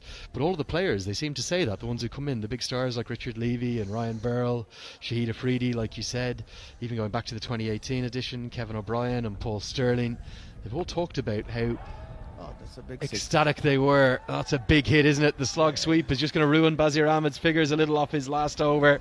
He'll finish with 2 for 32, a maximum into the leg side. But Amir, they've talked about the talent locally here, particularly in the spin bowling stocks, and they seem to love their time in Kathmandu, every foreign player that comes. Oh yes, everybody enjoys Kathmandu. It's a great city and it's a very exotic city for anyone who comes from the west, who have not discovered Nepal yet. So I feel when they get to play EPL, they get very excited to discover the country as well. And we do make sure that we do take good care with the foreign players, making sure that they go for good golfing, for the site tours, for the Everest sightseeing, and this is what Nepal is capable of. So we try to showcase the best of Nepal. I think the legendary Ryan Tendashade and Paul Sterling still refer to their time here at the Everest Premier League as their favourite overseas league they've ever played in, and that's two guys. I think Tendashade's played in 13 or 14 different franchise leagues. Paul Sterling's played in at least 8 or 9 or 10, so that's some pretty high praise from two icons of the global game. Paul has got some more reasons to be liking Nepal. Yeah, he loves it here. I think he's fond of not just the action on the pitch but off it as well, the brilliant beers and cuisine that you get across the city. It's a very special city. Just going to keep you for one more over, Amir, if you don't mind. Oh, this is going to be held. Oh, it's put down, would you believe it? He caught it, he juggled it, he dropped it, and then it went down. I thought he had clung on at first, Krishna Karki. What a reaction from the crowd. This was hammered by the youngster, the 20-year-old Azim, straight back into his midriff. He's got it on the juggle, there it is, and no, it goes out. That would have been maybe the catch of the tournament, Amir. Oh yes, it was a brilliant try. I mean, you could see it's not easy for a fast bowler to go back to the catching position and then try that again. Very, very athletic. Watch this. No. Yes. And then no. Down it goes on the third attempt pretty much. Karki carved away into the offside. Should be just a single. You've given us a sense of the dates for the EPL 2022, the potential players that might come in. What about the overseas interest in the league? I'm sure that the broadcasters who took it in 2021 were very happy. The big crowds in the background, that makes a big difference. Yes, I think we are mainly focusing on the Indian or subcontinent viewership this year. I was there in Lahore last month and I spoke to a couple of broadcasters. They have shown a keen interest in buying our TV rights in Pakistan. You'll be very pleased to know through this announcement that we are talking to some of the biggest broadcasters in India. If I would name them, could be Star Sports or Sony 10. So they have shown huge interest. It's a great shot through the offside, carved away again. This is a really good little cameo from Mohammad Nazril Rahman, because he's moved to 38 from 19 deliveries, going at a strike rate at 200. He could be changing the final. We haven't seen 140 crossed yet in this tournament. Surely today is the day. Imagine that. The Everest Premier League live, around 1.2 billion viewers there in India. You're back and forth to Delhi quite a lot, some of the agencies and the broadcasters you work with there? Yes, absolutely, Andrew. I mean, that's our main focus. Broadcasts, mileage, and the production details that we should be looking into next few months. And not only Pakistan, India, but we've spoken to someone in T-Sport in Bangladesh. They seem to be very much interested. In Australia with Fox Sport. So we're making sure that we actually grow on a global scale. Yeah, and as you said, Felicity Volk, the Australian ambassador, she was telling us there's over 120,000 Nepali citizens there in Australia at the moment. you team that up with the fanaticism of the Australian fans, it could be a really successful product there in Australia. You'd suspect as well the time zone would be great there, because your morning and your afternoon games in the EPL would come into prime time down under. This one's heaved away, will just be a single. Amir, we've spoken a lot about the Everest Premier League, but your final reflections on this inaugural edition of the Fantasy Akara Pro Club Championships? I don't want to put words in your mouth, but it feels to me like it's been a rousing success. Yeah, I must be thankful to everyone involved in it, right from the broadcasters to our commentators, right from Johnny to Andrew, Paresh. I know it's not the most ideal way of traveling in Nepal to Bhairava, and I think you had some bumpy rides while coming from Johnny. Yeah, we've had fun though. I tell you, we were talking about that before you came on air. This one's carved away into the leg side, should be just a single. But spreading the game and growing the game away from the capital city, that's the big legacy of this tournament. Yes, I mean, the credit goes to everyone, like I said. The Malaysian team, they came through the same journey and they accepted the invitation, same as Bangladesh, same as Indian teams, and of course the Nepali teams, all the club teams. So I would say, whole in all, it's been overall a very team effort, and the broadcaster AP1 coming with their big crew and broadcasting this event in a very good, like any international, good quality. So I'm very, very thankful to CAR, the local, the CAN for sanctioning this event, the players, the sponsors, Dafa News, Fantasy Akhada, AVR Pay, Vianet, AT Airlines, everyone, Tiger Palace, United Real Leather. So yeah, people have been very, very supportive. Well, Amir, on behalf of all cricket fans here in Nepal, I feel like it's my second home now pretty much. I'd like to thank you on behalf of all of them and myself. Let's hope this is the first of many years to come. Put this in there, but actually Andrew is now the Join Sahab of Nepal. So Andrew, you know what is Join Sahab? You'll have to tell me. My Nepali's getting better, but I haven't nailed it yet. Tell me, Amir. Your son-in-law of Nepal cricket has been here since many years now. I think he's got a huge fan base. And the work that he has done for Nepal cricket in making sure that our talent they reach out on the global scale. So well done, Andrew, and I hope that even Johnny would take some legacy from Nepal, and you could visit again. Absolutely. Well, look, thank you. I have to ask you to leave the commentary box because I don't take compliments well. We've discussed this before. They're the thoughts of the founder and managing director of the Everest Premier League, Mr. Amir Akhtar. Dandavat. Thank you. Thanks, Andrew. My pleasure.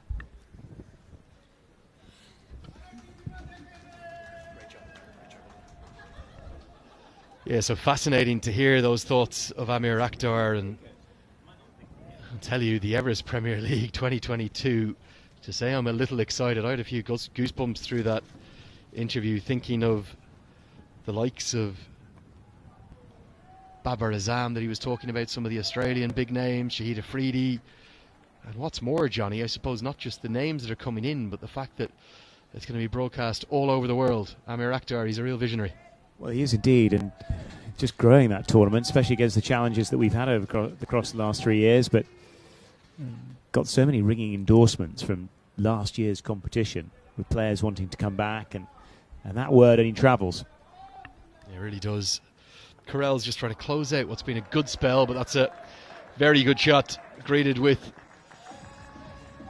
the full face of the bat. We're finally going to see 140, surely, Johnny. Nice little cameo from the youngster Amir Azim as well. He's got 14 off 8. It's 1-3, 1 for 5. They need 9 runs from 9 deliveries. Surely this time, Johnny. Well, looks competitive, doesn't it? Certainly. I think we're very much on target for the biggest score of the competition. Oh, this is an interesting stroke, isn't it? The keeper has just been a bit deceived by the movement of the batter. It's going to be running away for 4 byes. Amir Azim and Nazriel Rahman, they're really changing this grand final here. Well, they are. It's a shot of high value, even though he gets absolutely nothing on it. He's across his stumps. Keeper completely unsighted. But back-to-back boundaries. It's very difficult there as a keeper with the batter moving around and probably not getting much sight of the ball at any stage. Smashed down the ground. This is a young cricketer of huge talent, but he's been dropped. I thought he got enough of it for 6, and I just hope that Bikram Bhushal is okay, because he's just lying on the ground. He hasn't picked it up and they're going to run back for 3. What's happened here to Bikram Bouchal?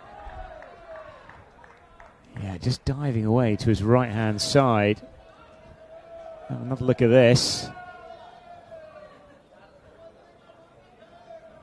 Oh, loses footing at a critical moment. Falls on his side. He's in a spot of bother, but he's up. Yeah, I just wonder, Johnny, was it the jarring of the right leg into the turf after he attempted to take the catch? Didn't even try to get back up, and as a consequence, it's gone for 3. Carell, who was so economical and efficient coming into this over, starting to go the distance. There's already 13 runs off the over. Look at this one more time. Very strange piece of fielding. Yeah, it is.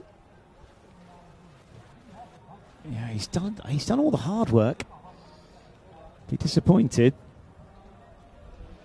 So 19 gone. It's 138 for 5, mainly thanks to that drop from Bikram Bouchal. Such a good fielder. Just the way he almost lay on the turf after it. Get up. You've still got a job to do, even if you put the catch down. Yeah, indeed. I just wonder if he may have jarred his shoulder. Those kind of impacts can be a problem with falling away, trying to take a grab, take a catch. But yeah, he'll be disappointed.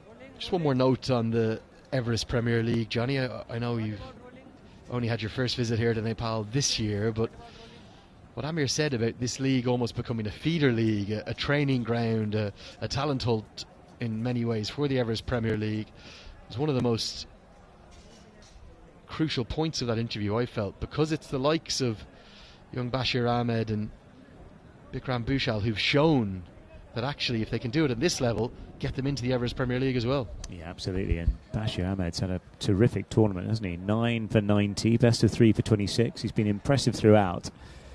And that's only great for this competition as well, isn't it? Because if this is the opportunity, if people see this as a feeder, the showcase, if you like, to go on to play in bigger franchise tournaments like the Everest Premier League, might be other. Of course, you might find other franchises come calling as well. Absolutely. I do just wonder about the bowling choices here. He's going to finish out with Rupesh Kurmi. He's bowled 2 overs, none for 21, but has he had a miscount here? Surely Bikram Bouchal, with how impressive he's been with his leg breaks. I think coming into today he'd bowled his allocation in all 4 matches. He's left bowling only 3 overs, 1 for 15.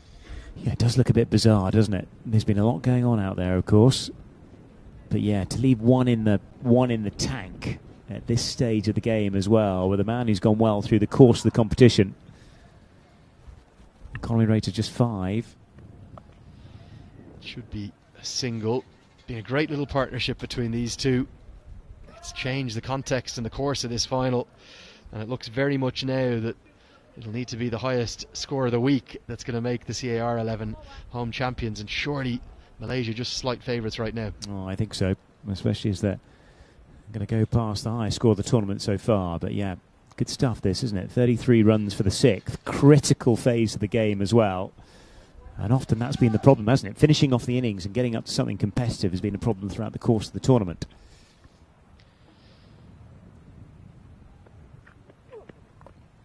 Bowled him. Not going to get there just yet. And Kurmi strikes back. It's been a stunning little cameo from Nazral Rahman, who's batted really impressively. 36 he's going to end with off 22 deliveries.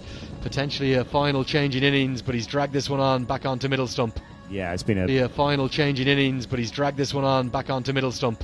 Yeah, it's been a really important hand. You could well have ranked them. 2 to go to get there and maybe take the title and keep it here on home soil.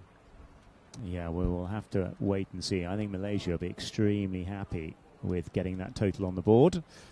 They weren't particularly concerned about having a little bat early on when I had a chat with the captain of the toss. They were more than happy with that. So, as the players make their way off the field, let's take a look at the batting highlights. This from the first innings. Here we go.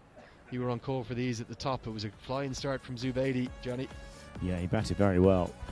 4 boundaries. This is one of them. Sailing over the boards. That was his 1/6 of the innings. He was prepared to use his feet as well, just lashing through the offside on that occasion. He hadn't really scored a run. Well, he scored 1 run in the competition up until this point, and that was Virendeep Singh's only boundary of the piece so far, and a good one. Yeah, everyone with the exception of Money Andy made a contribution, all getting to double figures, the top 5, and then Amir Azim down at number 7, but nobody kicked on. Nazrul Rahman's innings probably the most important. So we saw 5 wides down the leg side, but his innings contained 4 fours and 2 sixes that just seemed to get the momentum going when they were in a spot of bother. They were 105 for 4 after 16 overs, and they managed to pick up 35 from the last 4, which is a good effort. Yeah, it was indeed. And so critical at that stage to get that kind of value in the closing overs of this first innings and to get something fairly competitive. And yeah, Nazrul Rahman with that critical 36 off 22. A little bit of luck down there through third man. I think CAR will be disappointed with their extras count. 17 in any T20, that's far too many. And then the young left-hander came in and played a really good hand. That probably should have been taken. The two fielders got themselves in an awful tangle and the wind ended up blowing it over the rope. Saeed Aziz picked up a couple of boundaries back to back. Maybe not really where he intended them to go as they skewed away, but then the young left-hander Amir Azim, 18 off 13 for him. Yeah, batted extremely well. A really critical point of the game as well. On the back end, the boundaries continued to come, didn't they? That was the key. Often, many sides have fallen away. That was a lovely shot. Shot of the highest quality. So it's 140 for 6 that the Malaysia 11 ended up with. Remember, they lost the toss. Were asked to bat first. I think they probably had taken that, Johnny. Oh, absolutely. I think they'll be more than happy with that. They didn't seem particularly concerned about being asked to bat first, I have to say. But, yeah, I thought they did extremely well. So, 6 wickets fell. Let's take a look at all 6 of them as the wind continues to get a bit stronger. The first to fall was Zubaydi. He was dismissed by a simple catch off the bowling of Bazir Ahmed, who's now the leading wicket taker in the tournament. He's got 11. I thought the leg spinner bowled outstandingly well. Vikram Bhushal, I just can't understand why he didn't get a 4th over. Yeah, it did seem bizarre, didn't it? Looking to swing away on the leg side. That was a good catch, actually. The 3rd wicket. Captain going on that occasion, 3 for 62 at that stage.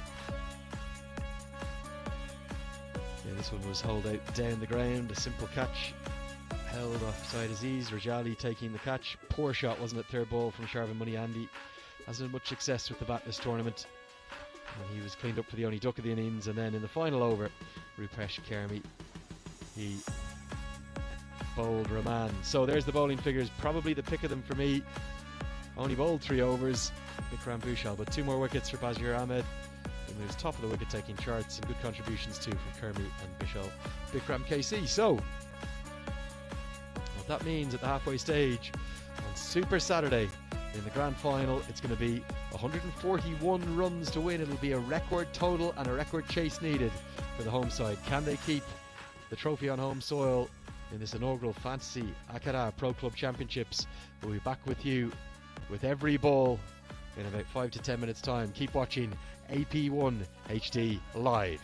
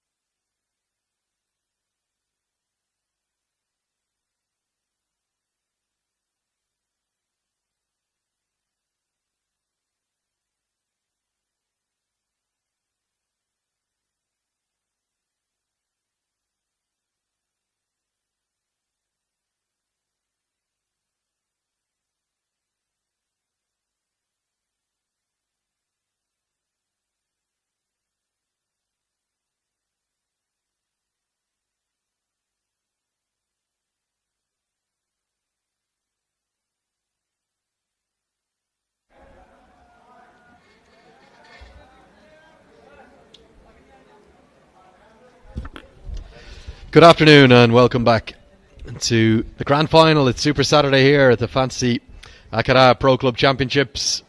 It's the home side in the grand final, the Cricket Association of Rupendehe 11 taking on the Malaysia 11, who posted the highest score of the tournament, and they're going to need a record chase to be able to get it done. We see young Dev Kanal and the keeper batter Prajwal Thapar are going to open up. They're nearly ready to go, and the Malaysia 11, they're nearly ready to go as well. This final looks like it's building up to be a thriller. I've got Johnny Barron with me, Andrew Leonard, and delighted to be with you yet again. In fact, really one final time live on AP1 HD and on View Sports around the world. Johnny, very good afternoon. This game is tantalisingly poised. Yeah, it is indeed. 140, the highest score of the competition thus far. We've got to 139 on a couple of occasions, but it's going to be a big ask, you feel, for the home side. But they have chased nicely before. They chased 131, I think, or 133. There's the match ball. 133, I think they chased against the Malaysian side in the first game. They won by 6 wickets with 4 balls to spare. 6 from Regali in that final over got them home. Can they do it again? Yeah, lovely shots these ones as the batters look up to the sky and face the 38-degree sun. It's going to be a lot of hard yakka out there on the pitch in this second innings, and the fate of the final is going to be decided, as well as the inaugural Fancy Akara Pro Club Championships title, over the course of the next 90 minutes or so.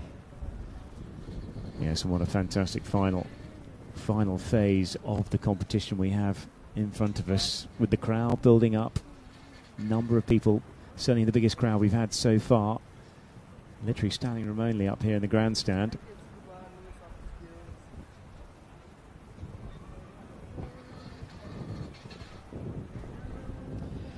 These two sides, they seem pretty evenly matched.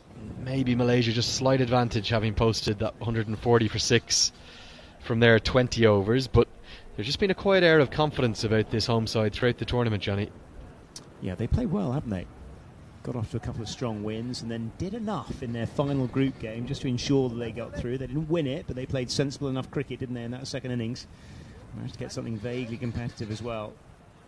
But my word, it's hot out there, isn't it? 39 degrees. That is hot, hot, hot. Precipitation chance is 1%. I think we might miss it today. That's not going to happen, but the wind is continuing to pick up. It was only 13 or 14 kilometres an hour 90 minutes ago. It's nearly doubled in speed, and that will have its effect on the game as well, both in terms of the areas of the ground the batters should look to target, as well as aiding the spinners with their drift into the batters. But the wind is piling with a prevailing wind across your screen from left to right. So if Canal's hitting into the leg side, he'll get a nice gust or two behind it. It's going to be the highly impressive left arm seamer Mohamed Wafiq to open things up. He's just operated off this short run up throughout the tournament, but he's still pretty good for my money. He's been very effective, hasn't he?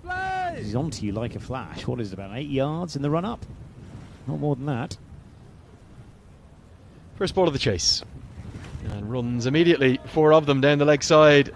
Aggression from Dev Kanal. He came down the track just a couple of steps and picked up a pull shot off his hip, and there is a fielder out on the leg side. That's deep square leg. He's not backward though, and Kanal got it backward enough to run away for 4. Yeah, good pick up from Kanal. Can't really bowl there, not on the power play. Just don't have the protection outside the circle for a ball like that.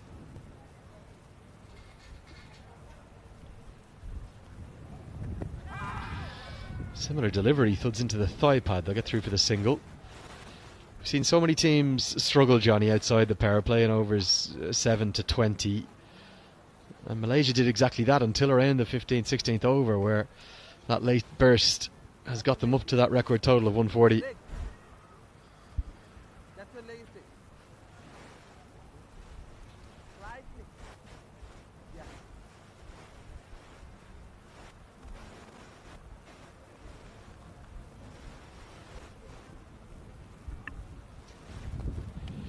Just a tickle. Going to be 2 boundaries and 3 balls. The line is wrong again from Mohamed Wafiq, and just pleasingly clipped away by Prajwal Thapar. It's a flying start for the home side. And just a tickle. Mighty effective Gets it fine. That's the key, isn't it? Down through fine leg. Handy stuff. Yeah, going back to that partnership, Nazil Rahman with 36 off 22 and Mohamed Amir as well, 18 off 13. Critical aspect to the innings, that the real engine room at the back end. Back on the money. Finally, the line is right, but shorter too. Cannons into the shoulder of the bat. Malaysia's bowling attack, it's good, it's varied. Still no signs of Poundeep Singh though. He's been kept out of the side. The left arm spinner who played all the tri-series up in Kathmandu. Going to be more runs, 4 more of them. Poor start this from Wafiq, and Malaysia, they look a little rattled. Well, a bit loose, isn't it? On the angle as well, outside that off stump. Oh, lots of width. Short as well. Just had to get a bat on it through the offside. Dispatched with ease. But it's a clever shot because he knows that all the fielders barring third man on the offside are up in the circle. So he's intentionally taken the aerial route and got good reward for it. Wide ball. That'll be a wide down the leg side. This over goes from bad to worse. Well, it does. 14 from it. We've still got a delivery to come. And you really feel that CR's best chance is as warm a start as possible.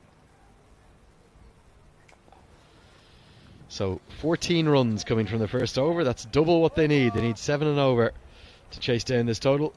And it's a great start for the home side. 1 over gone, 14 for none.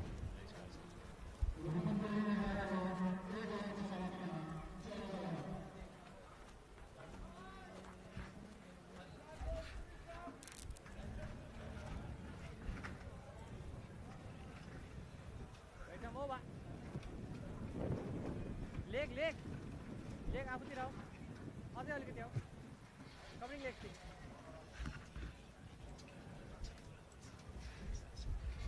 Centre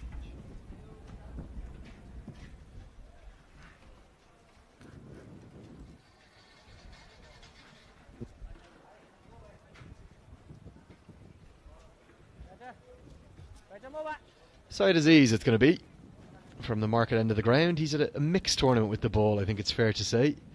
Has picked up wickets, but he's proven reasonably expensive too. And he's going to be pounded down the ground. High, handsome, thuds into the side screen. What a start from Dev Canal. It's a maximum. Terrific shot. Just arrived on the perfect length for the big man.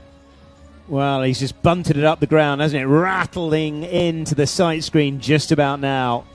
Terrific shot. Well, what the CAR 11 are doing so brilliantly, Johnny, they're bringing the home crowd into the game. And they're responding in kind. Biggest crowd we've seen by a distance. Probably 800-900 in. Tipping up towards 1,000. Plenty of fans outside the ground in those pavilions as well. And every shot, every run is being cheered. This one's not out of the middle. So they'll get probably just 2 runs to the total.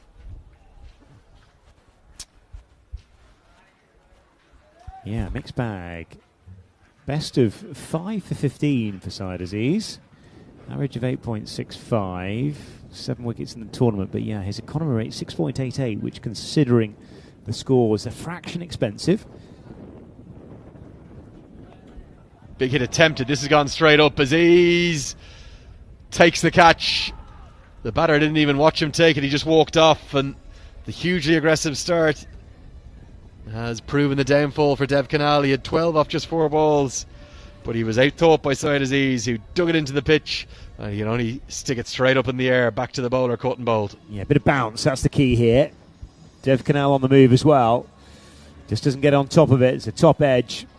A very good catch and celebration by the bowler, who's absolutely delighted. Dev Canal going for 12. Caught and bowled Aziz.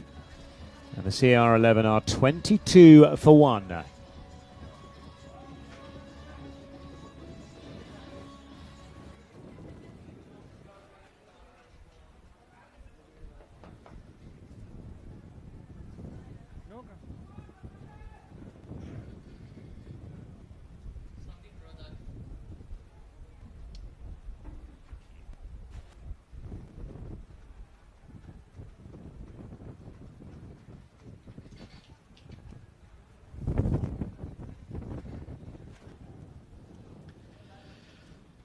Sandeep Rajali, the new man to the crease. I think he's going to be on strike as well, because Dev Canal just turned his back on Thapa. They could have run through to get Thapa onto strike, but instead Rajali will face up to Aziz.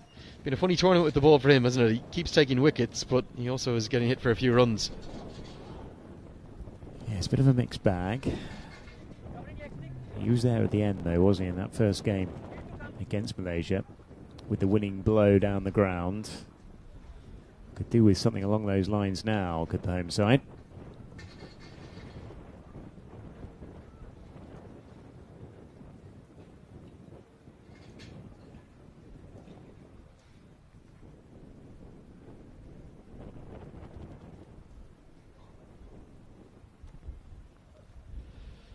Dug into the wicket again, and it comes through on a second bounce to the keeper. Gets a fair bit of bounce, doesn't he? The side Aziz. He's not the tallest of men, but just skids on off the surface, round back of a length as well. Quite a useful delivery to have in your armoury on a surface like this. Continues with the short ball tactic. Everything's been short, pretty much, and Aziz beats the attempted hook shot from Prajwal Thapa. Yeah, that's marked down as a one for the over. Just the one you're allowed, I think, isn't it? T20, so you're potentially into no ball territory if you repeat the dose. Rarely get given, though. Does go Fuller. Had to go Fuller, really. 2 overs gone, a wicket coming in that over, as well as a couple of boundaries. The score, 22 for 1.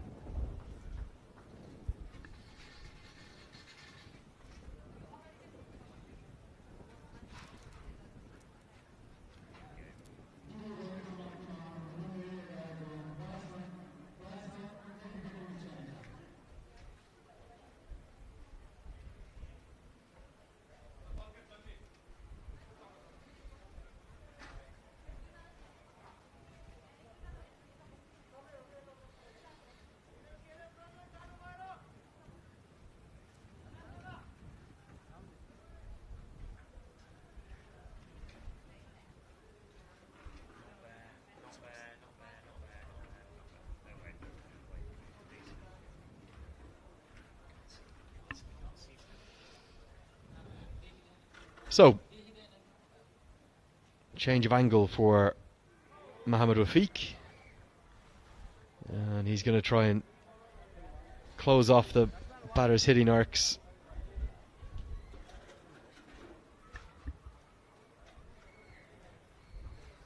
Yeah, better start to this over.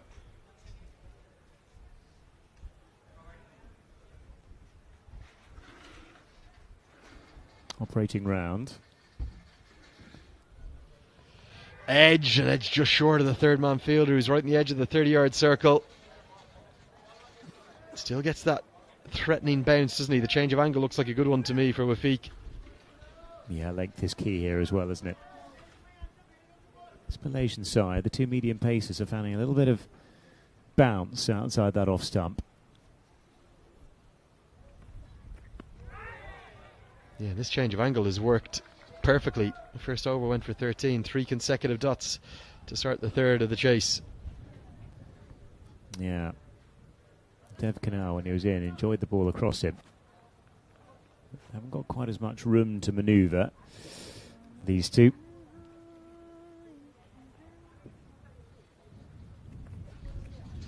Down the leg side, slower ball will be signalled as a wide.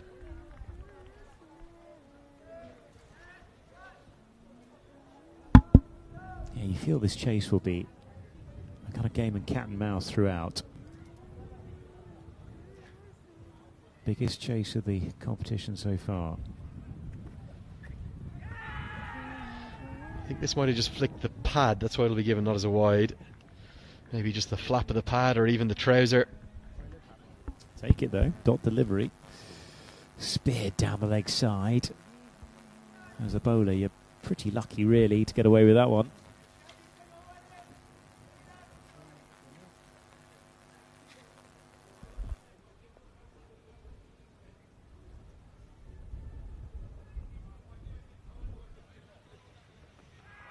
Thuds into the pad, angling down, can't be given out. height and line, no good from this delivery. Yeah, just jagged back off the seam.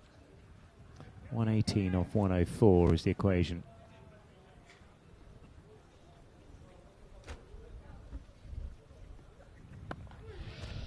Pulled into the leg side, protection out there. Just be one, and only 2 runs coming from that over. The wide and the single. So that'll.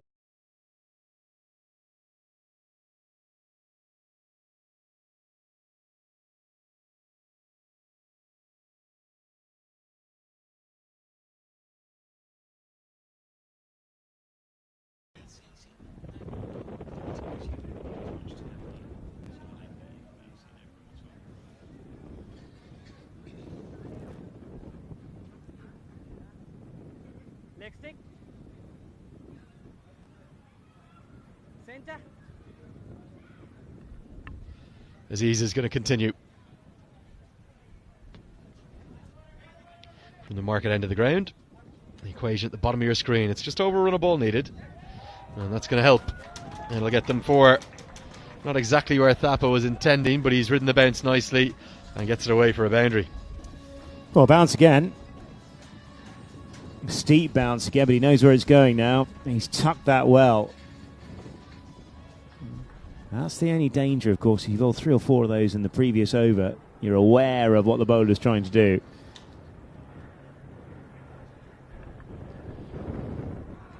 Attempted cut shot, playing a miss through to the keeper. It's kind of all or nothing from Aziz, isn't it? It's either a wicket-taking delivery or runs off it. Yeah, it really is a mixed bag. He's a combative little player.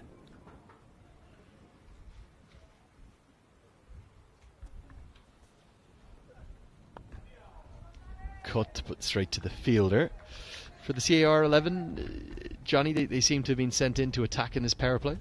Yeah, I think it's a good mode. The problem is, once you get out of the power play, if you haven't got a score on the board, then if you're looking at 7, 8 plus, well, 9 probably after that, it does get a lot harder. Just a single down to the third man. We've seen throughout the tournament sides that have got behind the rate have ended up giving themselves no chance. So is that what the coaching staff and the captain of the CR 11 are thinking? I think so. I think the run rate at the moment is 8, which will get them home. Wickets in the bank as well. That's the other key factor. Nicely bowled, just beats the attempted prod outside the off stump. Rajali yet to get off the mark. You want to keep, if you can keep going around about, if you can be north of the rate during the course of the power play, maybe 9, maybe 10, and get that rate down to maybe 6.5, 7 across the final passage. Just keep in touch. So 4 overs gone. Game hangs in the balance. They're going exactly what they need to, but they've lost an early wicket. It's 29 for 1.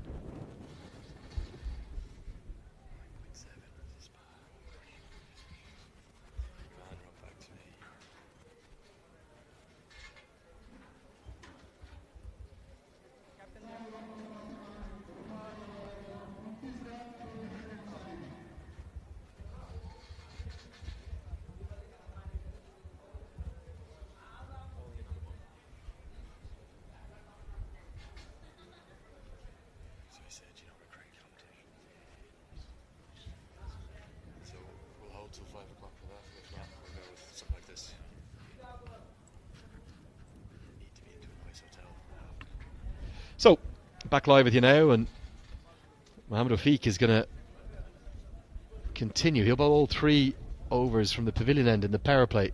Tactic we haven't seen that much from most of the teams. Usually it turns to spin in the 5th and 6th over, but not here for Malaysia.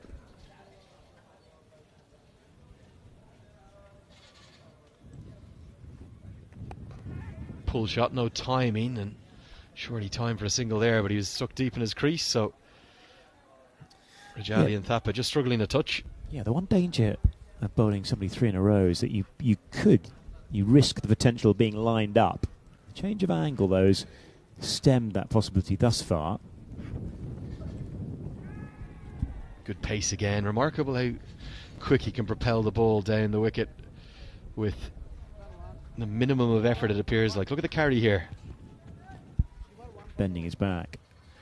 It's funny, there's a few players I can think of in the circuit. Simon Jones can still bowl about 85 mph just in the cocked position extraordinarily.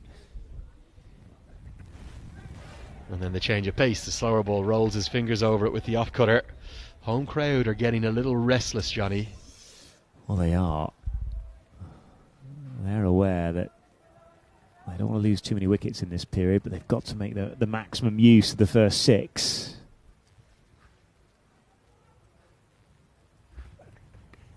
No. Going to be runs here. How many is the question? Oh, it's somehow going to go for 4.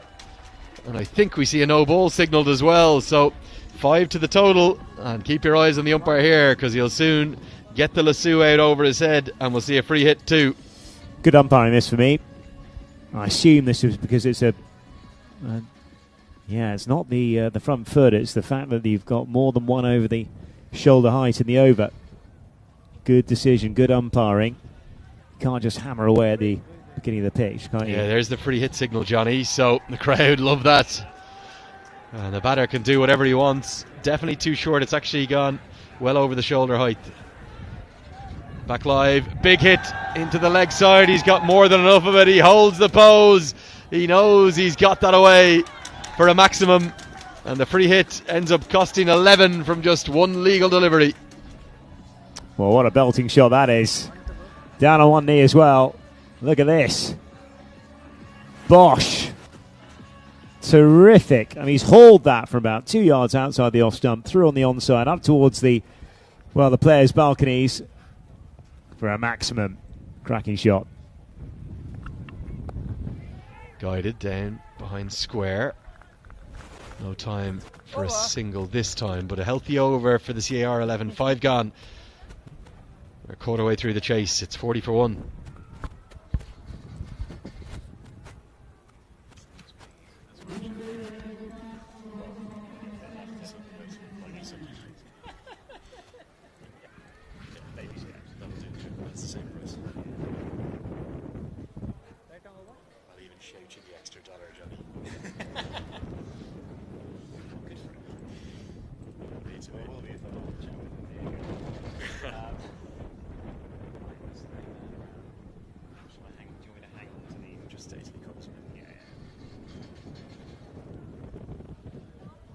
So we will see the first change in bowling, and Syed Aziz will be taken out of the attack, and in comes Sharvin Muniandi, who's mainly been used at the death. No signs of spin yet, rather surprisingly. Yeah, he's been very, very tight in this tournament. 3.57 economy rate. Picked up 4 for 25 from his 7 overs. It's all on the line here today in the grand final. It's been a fantastic tournament, the Fantasy Akara Pro Club Championships, the inaugural carved away. It's going to be 4. Poor delivery. And don't the home crowd love it? They've got the bottles out, clapping them together. The noise is ramping up, as is the scoring rate. This is a poor delivery and punished for a boundary. Well, Thapper enjoyed this one, doesn't he? He gets a little bit of width outside the off stump. He really can't bowl there. Not in the power play. Not in 20 overs. Not in a test match, frankly. Wide half volley.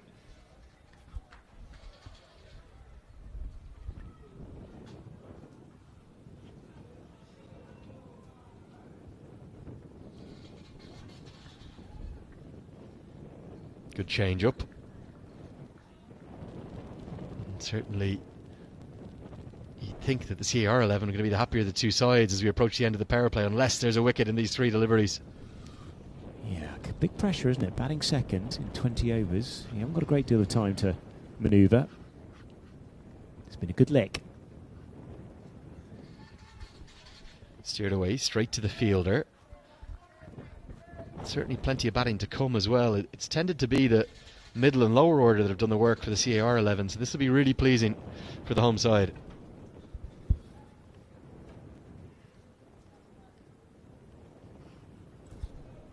Big swing and a miss. That could have turned the power play quite literally.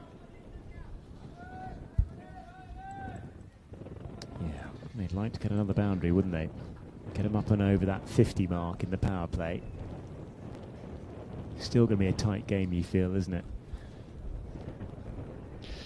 Hit into the leg side and no timing at all. He's pretty fortunate he didn't hit it any better. It'll get us to the end of the power play with a single. 6 gone. Maybe just advantage to the men in yellow. It's 46 for 1.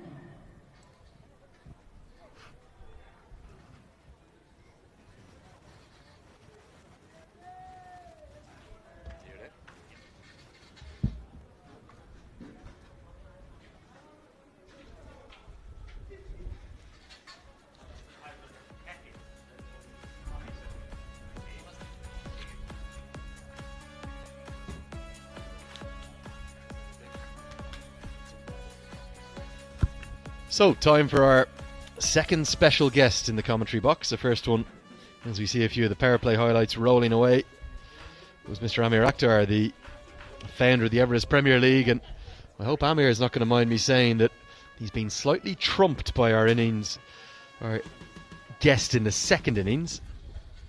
And that's the national team captain, the globe-trotting superstar. And always nice to have another leg spinner in the box with me. Sandeep Lamachani, you're very welcome along. How are you, mate? Good, thank you. Good afternoon, everyone. See spin come on suitably and fittingly with Virendeep Singh into the attack. Sandeep, you look very well rested. You look very happy right now.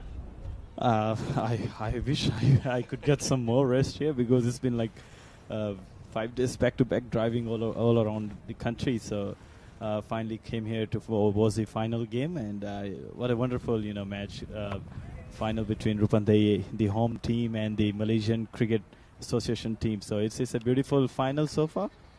Yeah, it really is, and it's tantalisingly poised. Very difficult to call as to which way this game will go. We didn't have you in action here on the pitch, but I know you were following along this inaugural Fantasy Akara Pro Club Championships. Have you enjoyed seeing the concept? 4 local teams, 4 overseas teams?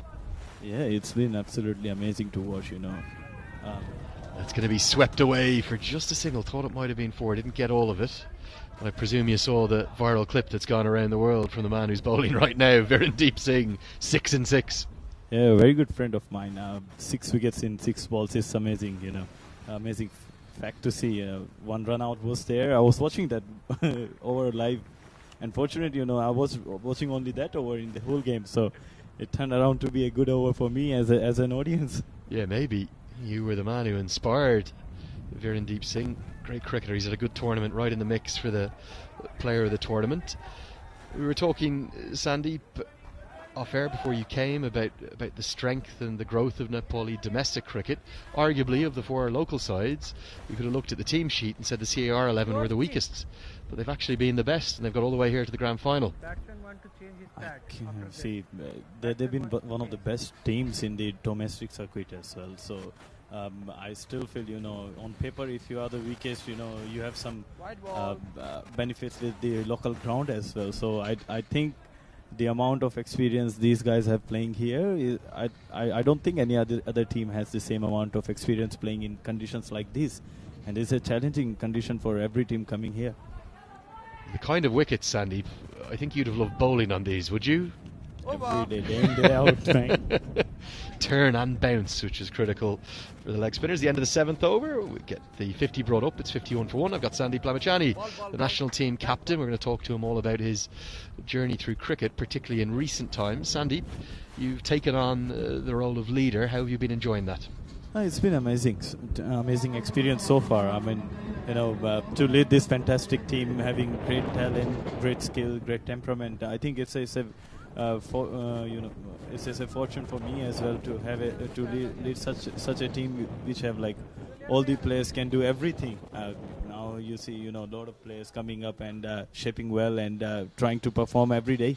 And few examples are like Dipendra Singh Airy has been one of the terrific player for us in last few months, and the way he is carrying his form, I think there's a long way to go for him as well. Yeah, I'm starting a campaign pretty much. He's got to be picked up in some overseas franchise leagues. got to get him out there. Dipender Singh, Rohit Powdell as well, outstanding. I know you lost the ODI series to Papua New Guinea, but you had Centurions in both of those games, and then you were perfect in the shortest format, 5 from 5 to take the Triangular Series title. Exactly. I mean, I also feel sometimes sorry for Dipendra as well. He's one of the deserving players to be playing around the world in several franchise league, but it's something maybe which is just a step away. He's from that achieving that feat, and hopefully very soon he'll be there. If he keeps going the way he's going, everyone, he's a rock star, a full three-dimensional cricketer. Dipender Singh. Back to the action here. We just see the bowler pull out. That's Sharvin Muniandi, who's going to continue. It's a new role for you. You're still very young in your career, but teaming up with the returning head coach Pabudu Dasanayake, who you know and I think share such a bond with so well, that must have been giving you a great deal of comfort when you were asked to become captain. Yeah, I mean, he's one of the guys who has always backed us up every time, when we are going through any thick and thin, and he's been one kind of that person who is always going to be saying, you just keep enjoying the thing you're doing, and just let the other things being aside, and just keep enjoying whatever you're doing. So it gives you a bit of confidence, moving forward as well. Chipped over the cover fielder, and he's got enough of it to get it away for 4. Prajwal Thapa continues to impress. He scored the bulk of the runs. Sandeep Rajali's been struggling. In fact, this one, it goes to Rajali, his first boundary. Correct myself there. I need to take you back to the qualifier in Oman. Sandeep, you prepared really well. You had a camp first in January before the quadrangular series. It was highly competitive between the 4 senior most ranked sides in that 8-team qualifier, alongside Ireland and the UAE and Oman and yourself. You looked in really good form throughout the tournament, maybe the pick of the sides, but you just came up short in the crucial game. Maybe your sole bad performance, and despite the fact you won 4 from 5 games, you're not on the plane down to Australia. never gonna look back to all those things, because it's a bad day. I've been talking over and over again and again about all these things. We were so excited for that game, and it was just like one bad day, and we were out of the World Cup. And that was the stories of associate countries. You never know when's the next time for you. So you gotta take the chance and perform on the same day. But unfortunately, we couldn't do on the same, It was also the big loss of Sampal Kami and Karen KC. I've said it publicly a few times. I think if both of those 2 all-rounders were fit, I think you probably would have gone on to qualify and take all 5 wins in the competition. The good news is that the turnaround is pretty tight to the next T20 World Cup, and there's an expansion to 20 teams in 2024, where it will be co-hosted by the West Indies and the USA for the first time, where you're off to, I think, in about 5 or 6 weeks' time down to take on those Americans in the Cricket World Cup League 2.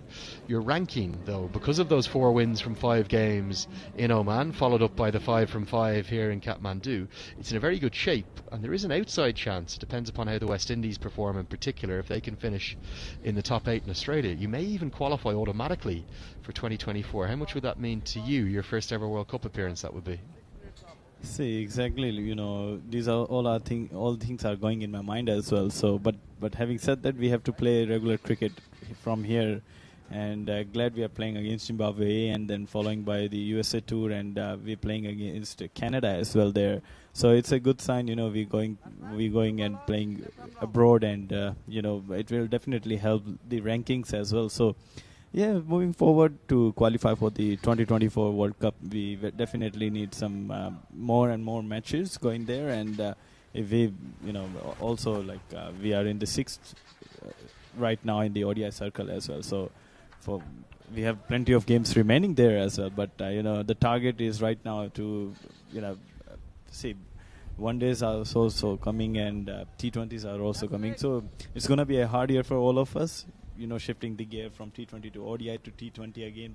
So it's going to be a bit of work for us. It really is, and it's probably in 2022, after the years in 2020 and 2021 where most of the associates played almost no cricket, you guys were lucky enough to have that triangular series in Kathmandu last April, this time last year, but you're going to have maybe more fixtures than ever before. And as you say, juggling those 2 formats, the T20 format and the ODI format, but there's a big opportunity for your side. You're 6th in the table, like you said, in Cricket World Cup League 2.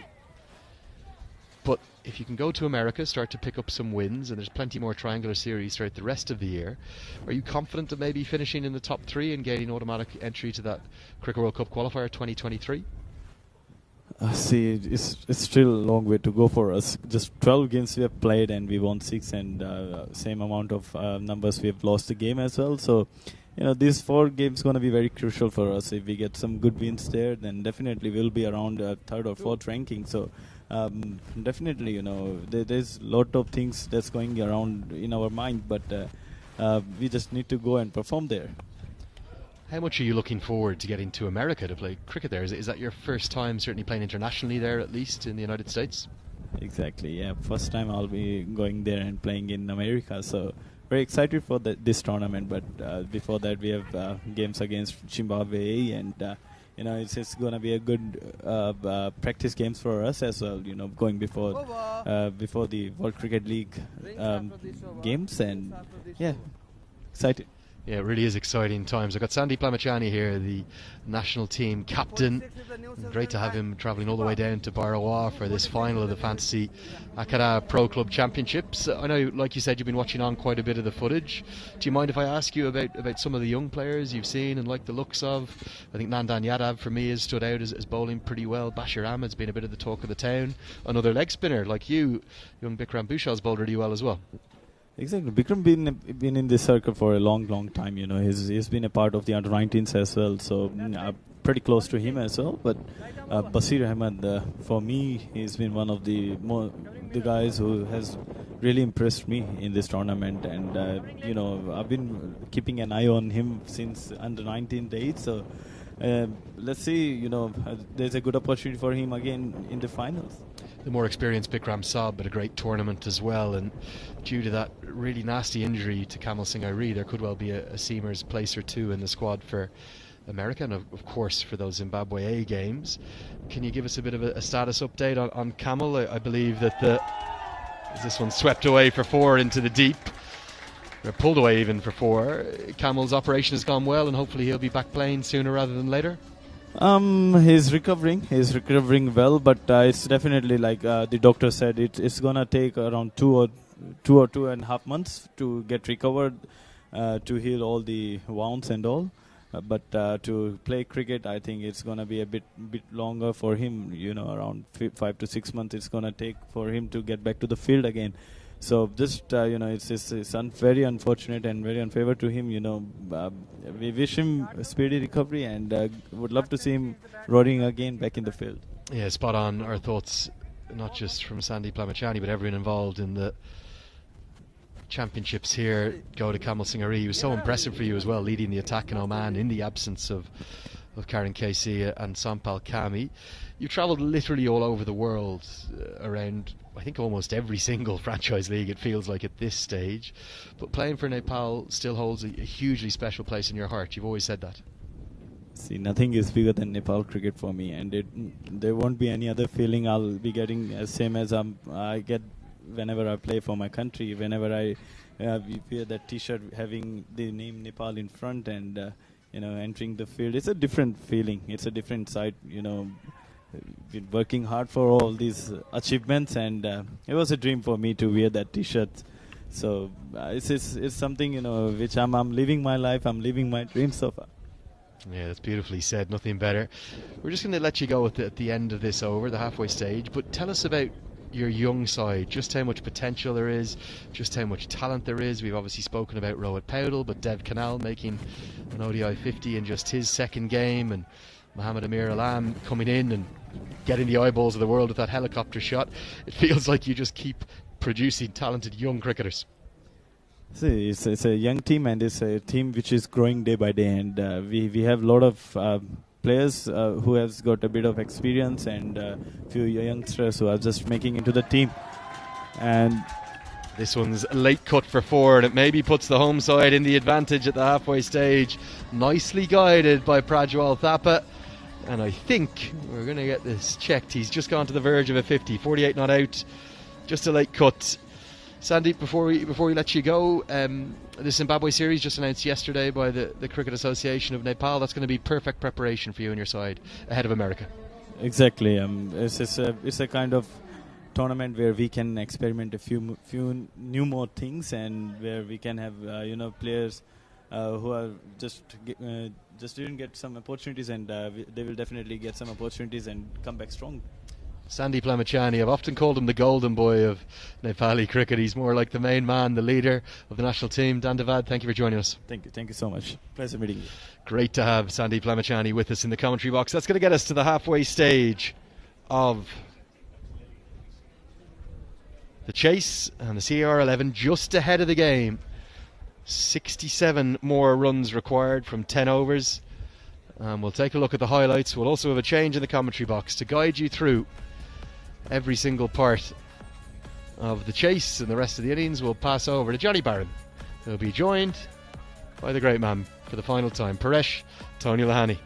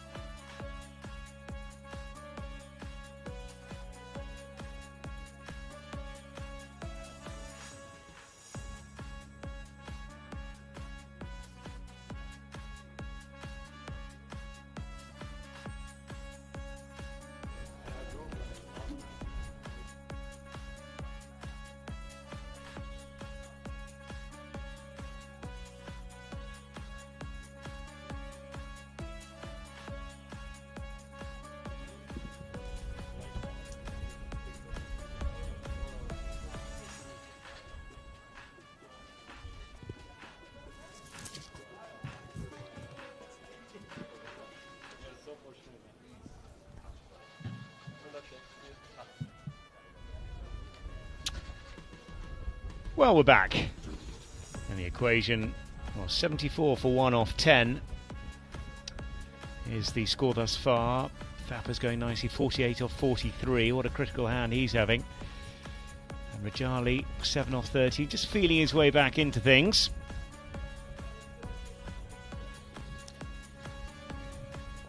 Oh, that's a good shot. But the ball hurried into him. Another misfield. Going for the second run. That's a good run by these two batsmen. Well, I'll tell you what, the equation, 67 or 65 now required off 59 balls is where we stand. And what the CR11 have done absolutely brilliantly here, Paresh, is they've kept this target manageable, and they've got 9 wickets in hand at the moment. Wide ball. Down the leg side, there'll be more runs, another dot. A bit of a mixed bag by Syed Aziz. Yeah, they are going with a good partnership and a good rate. I mean, the required rate. Short and punched away off the back foot. There is a man out there. Will just be a single to Sandeep Rajali, who's been there before, of course. Scored the winning runs in that first game. How he'd love to be in a position to do that again today. Swing and a miss outside the off stump by Prajol Thapar. But you have to say, CR11 are in the ascendancy. You know, comfortably over halfway of the target. They're only in the 11th over. Malaysia 11 have to drag this back. Swung away on the onside, a couple of bounces out to mid-wicket. Will they get back for 2? I'm not sure. Good work out in the deep. That was well picked up by the field and threw it very quickly to stop the batsman to go for the second run. Good fielding there. It was a tiny bit of fielding. Prajwal Thapa moves to 49 or 45 balls with 7 fours and 1 huge 6. Yeah, because the way in which they've gone about proceedings here, you know, the odd dot isn't the end of the world, is it, Paresh? They can afford just to knock it round again. Of course, boundaries take the pressure off. Does in any form of cricket. 62 off 55 is where we stand. Oh, beautifully angled. Beautifully angled down through third man by Sandeep Rajali. In fact, it's Prajwal Thapa who pulled off that one. Lovely bit of batting. Yeah, he guided the ball. It was in the air, but straight in the gap between the backward point and cover point. End of the over. 11 gone. CR11, 83 for 1.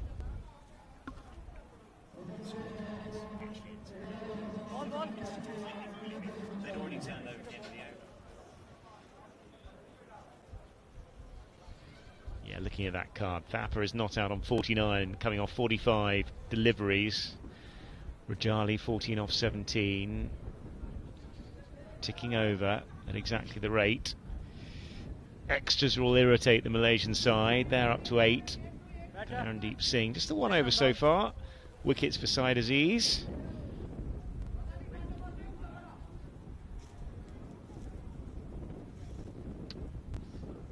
Ahmed Merazim. Down the track, there is a man out there. There'll just be a single. Ooh, another little misfield. Can't really afford those. And crowd getting into this now. And that's the 50 for Sandeep Rajali. And what a time to get it in the final. Batted absolutely superb for Prajwal Thapa. 50 he scored, Prajwal Thapa, off 46 balls with 7 fours and 1 6. Terrific work. Batted absolutely superbly.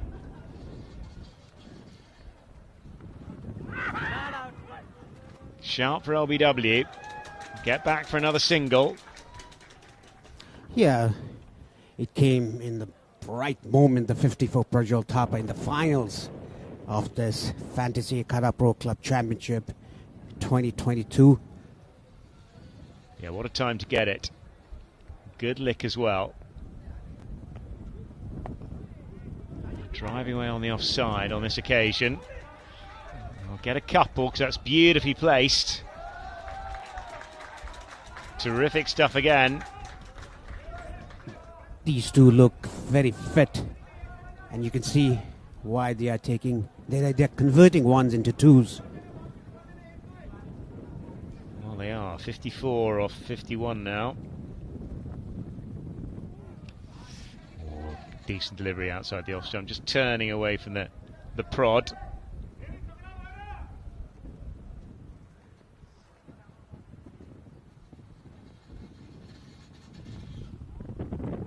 Tossed up and a big swing and a miss outside the off stump.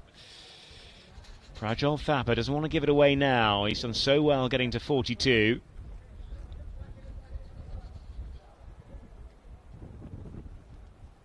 Getting to 52 off 49.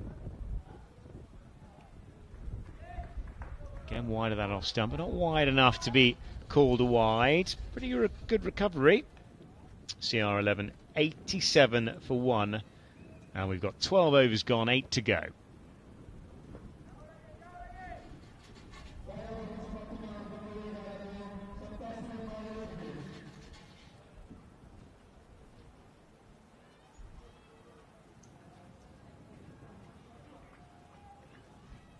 Quick look at that card again. Prajwal Thapa, 52 off 50.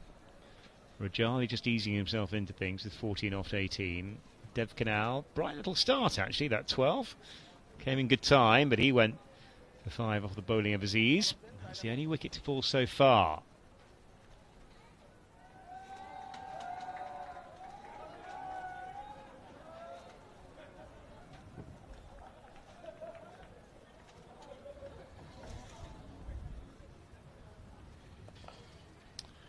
Maniandi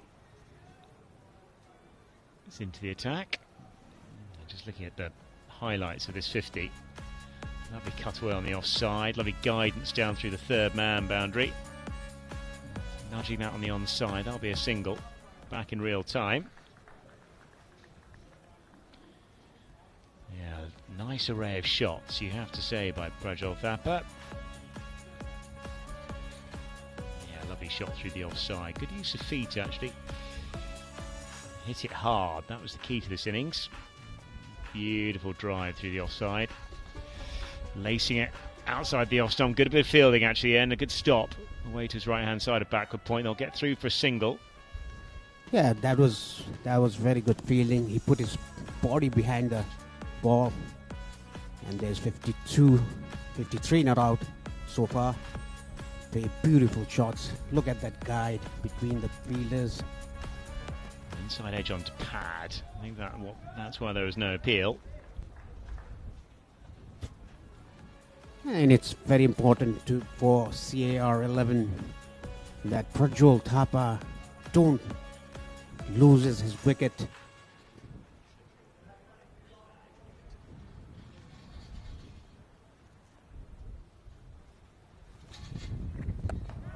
Driven into the gap, one bounce. Yeah, driven straight down to long off, straight to the fielder in one bounce. It was hit very hard.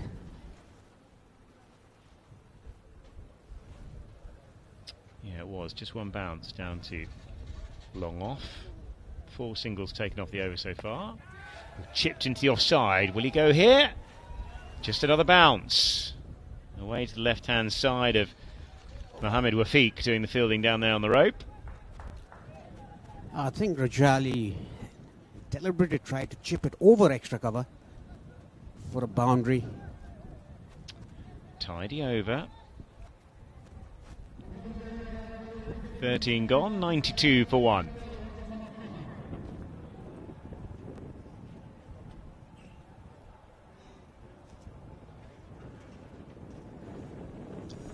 Prajol Thapa's 50.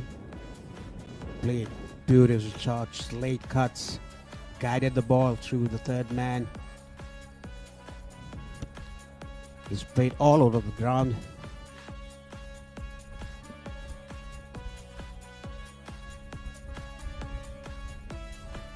Well, this could be a big moment in the game now. Malaysia need to shut the door, and they got Virendeep Singh. He's wheeling away with his left armers.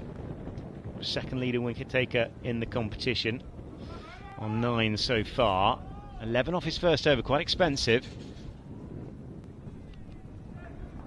Couple of dots, a little bit of pressure being exerted, Paresh. You feel you're always in the game with 140 on this wicket. A couple of quiet overs changes things. Again, just chopping away on the offside. Very tall. Bowling darts as well, isn't he? Bowling a length that's difficult to drive, all get on the back foot and cut. Yeah, Rajali playing 3 dot balls in a trot. He has to just rotate the strike. He doesn't have to go for a big one or something like that.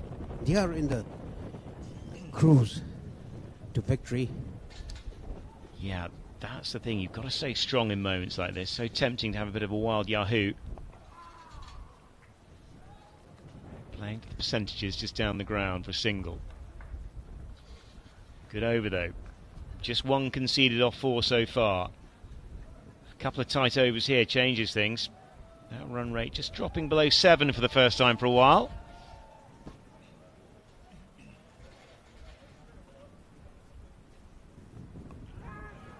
Outside edge. But stopped by the man on the edge of the circle. Oh, they get through for overthrows. Frustrations. Shy at the stumps. And Virendeep Singh involved as well. But they'll get through for a really valuable single. Yeah, there was an outside edge, but a bit short for the fielder. He went to the non-striker's end. That is why Virendeep Singh couldn't gather that properly. That is why they got a single. And this over, Virendeep Singh has been very quick in his bowling. Rattling through these is Verandeep Singh. 47 required off 37. That's the equation. That gap between runs and balls is starting to lengthen. Looking to haul away on the offside, and it just runs away on the leg side. They'll get away for a single. Rajali gets another single. End of the over. 14 gone. 95 for 1. Lovely look at the crowd here. Absolutely packed. Great to see a full house here, Paresh, isn't it? Yes, look at this. Sure is. They're all in. And look at the crowd. No empty spaces there. All jam-packed. They are supporting their team, the home team, the Cricket Association of Rupandehi 11. Yeah, who are putting on a show here. 95 for 1 after 14. 46 required off 36. Kind of thing that if you can get a couple of big overs here now. Aziz has been a bit of a mixed bag. He's got a few wickets in the tournament, no question about that.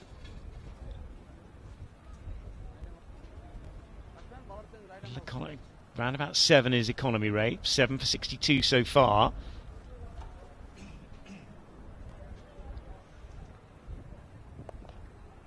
It's punching off the back foot. Good length this from Aziz. Yeah, I think the ball stopped on the batsman. That is why he checked the shot, didn't go for it.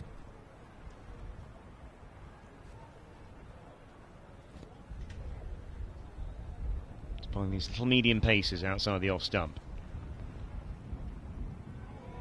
Rajali getting a little bit more width on that occasion. He'll be disappointed he missed out. Yeah, he had a bit of a shoulder to that ball. Went really quick.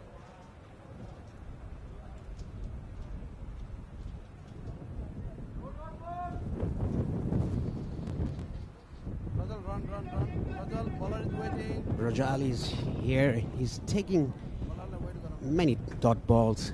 He has to rotate the strike. Just keep on rotating the strike.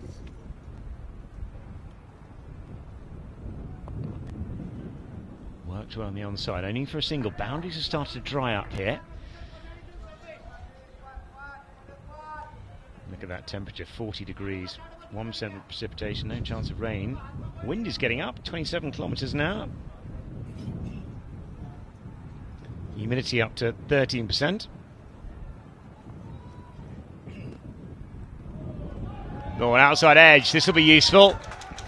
Looking to swing away on the onside and gets a thin edge down through third man.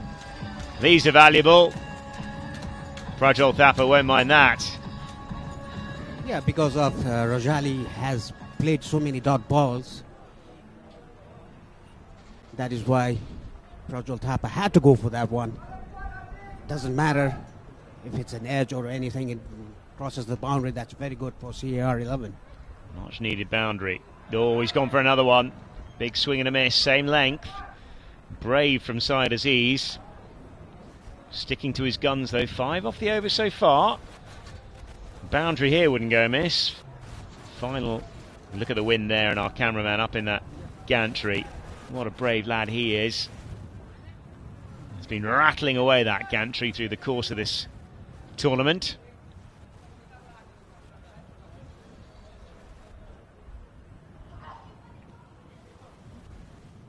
There he is. Understandably bending down to get the best shot, but it's been tough conditions up there for these guys. Short and swung away on the onside. Will he be taken? Oh, a drop! Oh, what a moment that might be. Oh dear.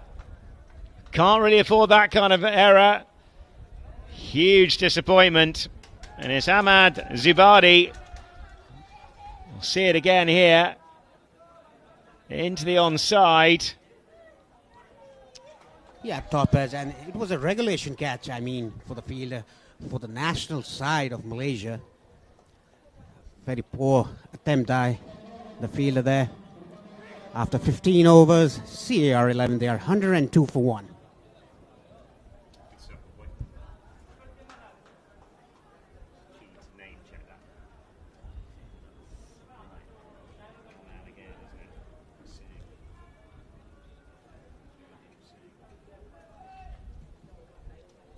Well, what a moment that might prove to be. Sandeep Rajali, the man they've dropped, he's the man back on strike now on 20 not out. Driven down the ground. Oh, he's got a massive piece of that. Oh, what a shot. Much needed as well. The drop and then the maximum. Oh, very tough to take for this Malaysian 11. And Virendeep Singh. We'll have a breather as that's another ball lost. Yeah, that was a huge six. What a pickup. 83 sixes of the tournament so far. Look at that sail over the fence. They need another ball. Well, what a moment that might prove to be. Both batsmen understandably taking on a bit of liquid in this extraordinary conditions we've got here. 40 degrees. Even the locals are telling me it's hot. Paresh. And it really is. And the crowd here are starting to love this. Perfect start for the 16th. That target just 33 runs away. Two batsmen having a little bit of refreshment coming back into shot now. Sandeep Rajali playing a critical hand once again. He played a critical hand against the Malaysian 11 in that first game. He's having another one now. Yeah, Rajali starting to catch that strike rate. It's 83.87 now. That'll be a wide to add insult to injury. Been a really important sequence of 3 deliveries now.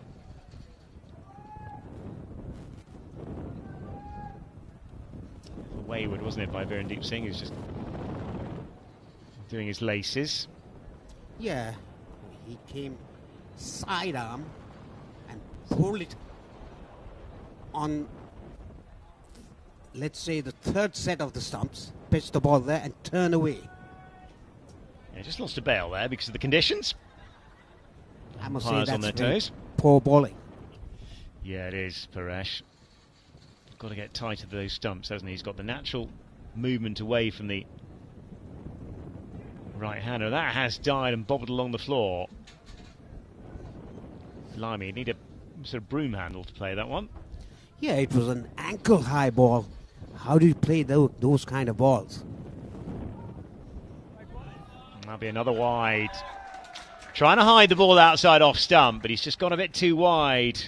Here's Virendeep Singh, and then another shot of our camera gantry. That's at the far end, the market end of the ground. Punched into the offside. That'll be a single. Been a good over, though, with the sundries and the 6 as well. 31 off 28. Run rate at 6.64. That doesn't look as if it's going to test a side that have only lost 1 wicket. Better shot. Just using the width, but a nice bit of fielding in there by the captain. Backward point. Yeah, good over this. 10 already from it, and we've still got another delivery to go because of the wides.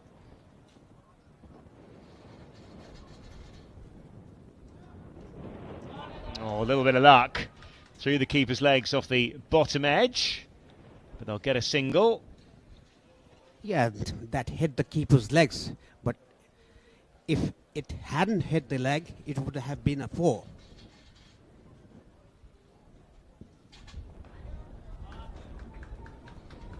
Thapar looking for 2. This is great running. Will they make it? Might be in trouble now they get home. Terrific running. The crowd love this. They really do. Absolutely love the commitment by their home team, the CR11. And at the end of the 16th over, the CR11 are 115 for 1 and looking very promising indeed. Yes, they are looking very promising. These two batsmen running between the wickets in this temperature, 40 degrees Celsius. That's amazing. That's what a fitness these guys have. Well, great to be here in Nepal. It's the first final I've commentated on, Paresh, since the World Cup final in the UK in 2019. I was privileged to be on that call, and it's a privilege to be here as well. 26 off 24 is the required run rate. Sandeep Rajali is on 28 off 34. Muhammad Amir Azim is the bowler. Down the leg side. That's a terrible start. And the class of Rajali will make absolutely sure with the boundary. Through fine leg. Great start to the over. Yeah, he was to the shot in a flash and got the gap. The fine leg fielder is inside the circle. Very good shot there. Well, now the required run rate is less than 6 runs per over. sensible batting. Just chopped down the ground. It's brilliant work, brilliant running again.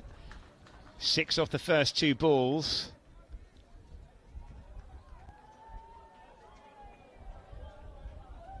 Malaysian 11, well, they're almost in miracle territory, really.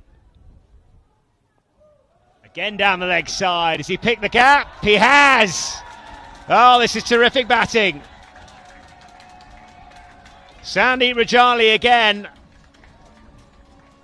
Second boundary in the over.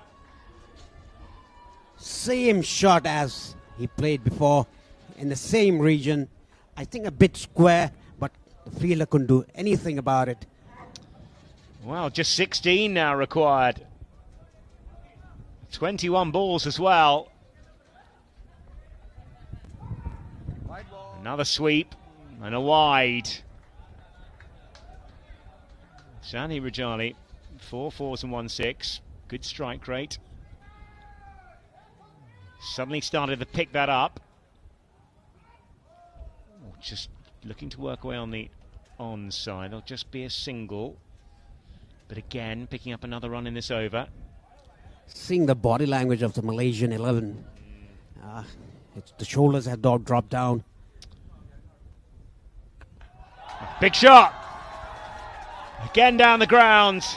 Oh, it's sailed into the players' balconies. Prajol Thapar on this occasion. Another big 6. Well, he's turning on real style. He's up to 70 now. Look at the crowd. They're loving this. The home side on top. Oh, they're almost home. What a wonderful innings. Look at this again. Yeah, beautifully done. He did that earlier as well. Now, that's a huge 6.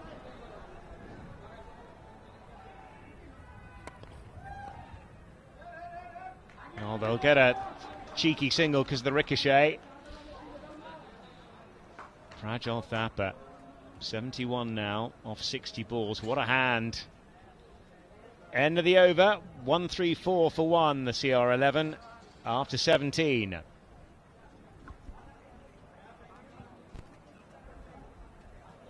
Look at the CAR11 scorecard. Kanal started off well, 12 of 5, and look at Thapar's score, 71 of 60. And Rajali, I must say, he was only 50 strike rate when he started. Now he's over 100, 102.63 the strike rate. What a change. When you stay there, you can get the ball to the boundary. What a partnership. This partnership is worth 113. It's been absolutely incredible. Saad Aziz, 1 for 29 off his 4. That's the only wicket to fall, and the economy rates have been all over the shop, really, by this very experienced Malaysian side.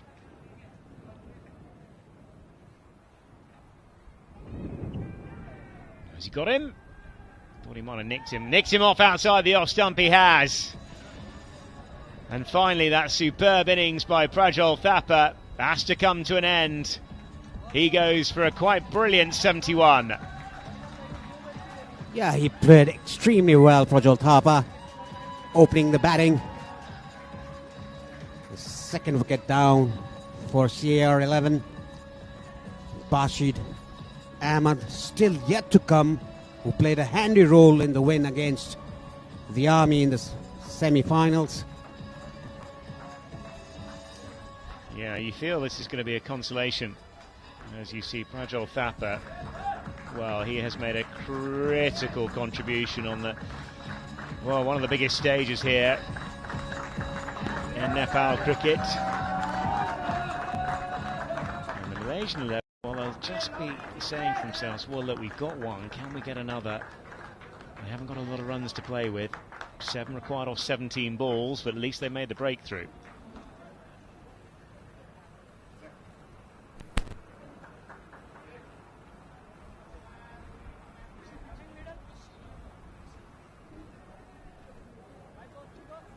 Yeah, he tried to guide it to the third man, but just got a fella to the batsman. Sorry, to the keeper. Now Basir Ahmad is on strike. He played a very handy innings, a match-winning innings against the Army in the semi-finals. He's playing it down through third man. He'll get a single, absolutely. 45 off 39 balls. Really important hand he had. He had a very good tournament with bat and ball. Yeah, one of the contenders of Player of the Series. Yeah, that'll be hotly contested. You feel it'll be one of these CAR players.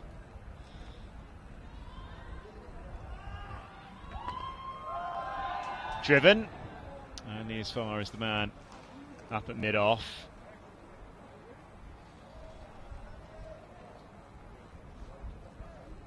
Rajali, well, he's finished the first game between these two sides with a 6. Will he do it again? All that away down to fine leg, just in front of the grandstand. Just out a single. Yeah, only 5 required now. It's an easy job for CAR11.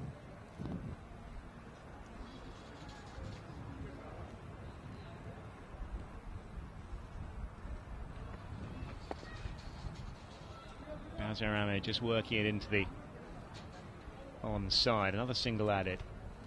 4 required. Just a boundary required. Where will Rajali finish it off with a 4 or even a 6? Well, they like to do things in style here in Barawa. Short and pulled away. There is a man down there, so it'll just be a single. The crowd recognising that we're almost home and hosed. 18 gone. CR11 138 for 2.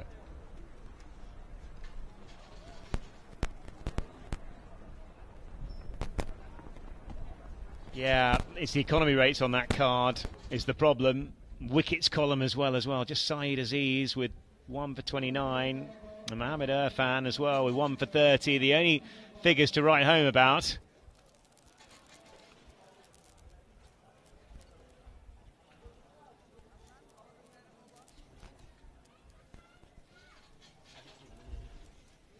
Shalvin Manandai will be bowling up here. 3 runs required from 12 balls. Sandeep Rajali is the man on strike. I just get the feeling that Sandeep Rajali is looking for the delivery that he can finish this match, this final off, in a flourish. 3 off 12 is the equation. He's held it back again. Clever bowling this by Shavin Manandai. Not giving Rajali any chance whatsoever. Another dot. Need a maiden really to build up any kind of pressure.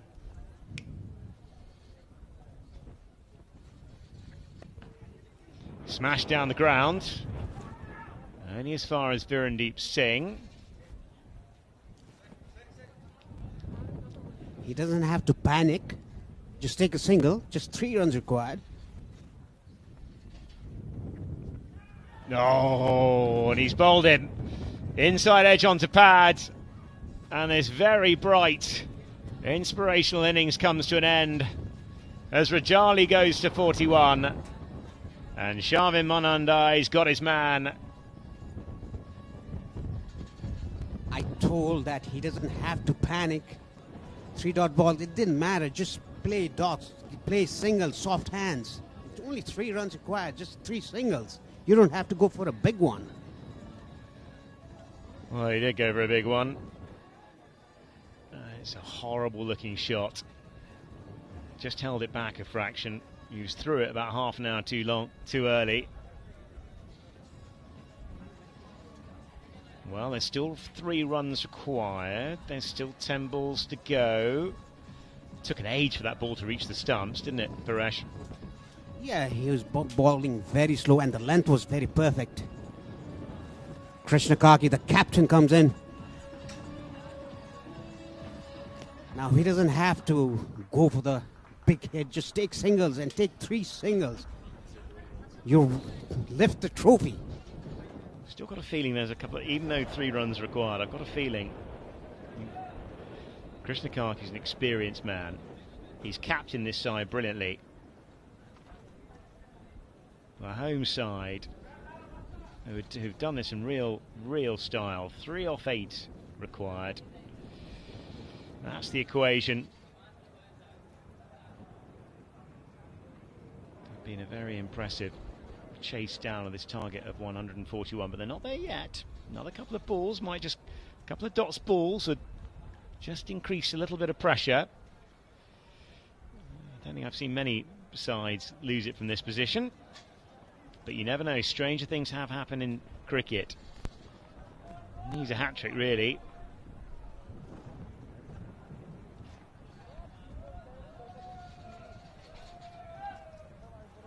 So Krishnakaki, field up, largely. Looking at work that down the leg side, another wide. That equation gets a little bit easier. It's now 2 runs required off 8 balls.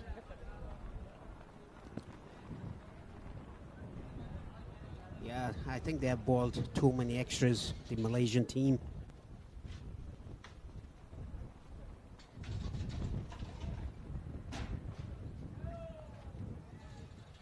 Looking to just dab that down. Another dot. 2 off 7. And you can see the white dots on the pitch where the ball pitched. All white dots there. Krishnakaki hits down the ground. These might well be the winning runs. They come back for 2, and there they are. Terrific batting from this CAR side. They win this inaugural Fancy Akada Pro Club Championship 2022. Rapturous scenes here in the grandstands. They're absolutely delighted. It was the 2 down the ground from the captain Krishnakaki that won the game in the end. And what a tournament they've had. Led from the front in this game. Never in any doubt really through the course of this second innings. And this Malaysian side, who've been so good for the tournament, just didn't quite have the answers today, Paresh. Yeah, Malaysian 11. They lost the first match against the CAR 11 in the first match of the tournament, and they both reached the finals. And they beat again. The CAR 11 beat Malaysia again in the finals to lift up the inaugural Fantasy Akada Pro Club Championships trophy 2022. Well, it's very fitting as well that Bazir Ahmed is out there when the winning runs were scored, because he had such a terrific tournament. One of the stars of the show really for the CAR 11. And we see both sets of players walking off. Naturally, stumps are taken, souvenirs are taken, and why wouldn't you? It's been a terrific tournament.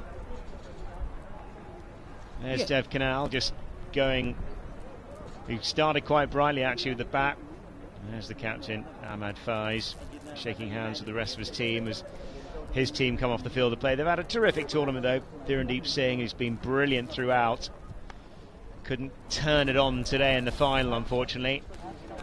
But the CR 11 have been fantastic for us, haven't they? They really have. Yeah. And this is the highest total that Malaysia got in this tournament, 140. Before this, it was 139. They got 140, and that was chased by CAR 11. couldn't be much better finals than this. And the perfect final. Well, they did it chasing, I think, 131 in the first game against the Malaysian 11. There they are lining up, understandably, for a team photo. Why wouldn't you? They chased 131 in that first game, won with 4 balls to spare, and they won in good style here, winning by 7 wickets. Absolutely terrific, and they're cock-a-hoop. And it's brilliant for the tournament. It really is, isn't it? For the home side, who staged this wonderful event, to come away as winners. Yeah, the Fantasy Akara Pro Club Championship trophy. Well done, Krishna Kaki. Stays here at home. That's Prajwal Thapa. He made 71, the highest score of CAR 11 in the final. And Rajali also gave a very good hand, a good partnership. He made 40-odd runs. Yeah, what a critical partnership. Well, the only partnership of 100 that we've had in the tournament so far, and to come in the final, what a time to have it. Best chase of the competition to come in the final game. Really was terrific stuff from the home side. They know the conditions, I guess, Paresh, but my word, they still want to win them. And look at these jubilant scenes out there.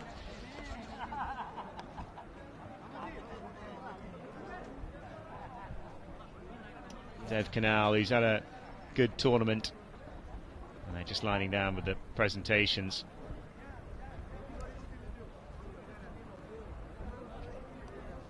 Yeah, you can see the crowd building up inside the ground for the presentation.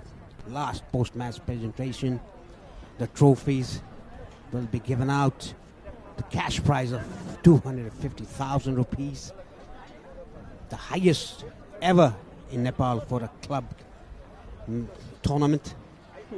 Yeah, terrific. Just looking at some of the administrators down there, congratulating them on a job well done. Let's just have a quick look at the wickets. Not many of them, Paresh. Dev Canal the first to go. Caught and bowled. Bright little start, actually, for him. But it wasn't quite to be on this occasion. A little nick, but after he'd done all the hard work.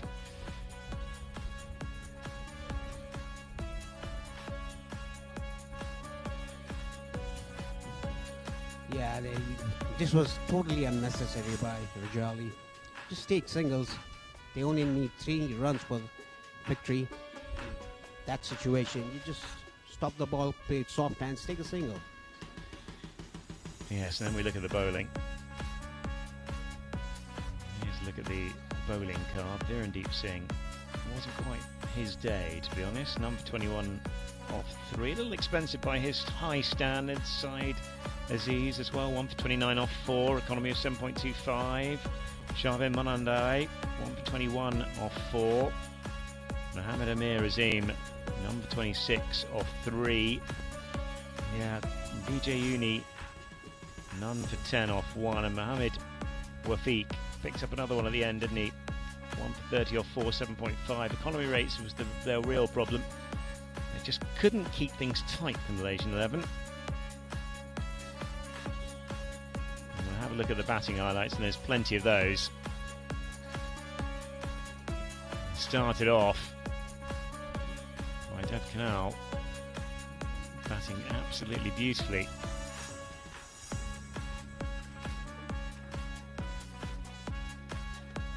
Chop off the back foot, and really there's Canal again going down the ground. That was an early 6, just chopping back through third man, and well, then after this point it was all the Prajwal Thapa and Sandeep Rajali show. Batted absolutely superbly. Massive shot. I think that was the no ball, in fact. The free hit, which he hauled away on the onside for another maximum. Beautiful. Down on one knee through the offside. Gosh, he hit that well. Found the gap. That was the critical aspect on that occasion. Yeah, just finding the gap. Away on the onside. Brave attempt out there.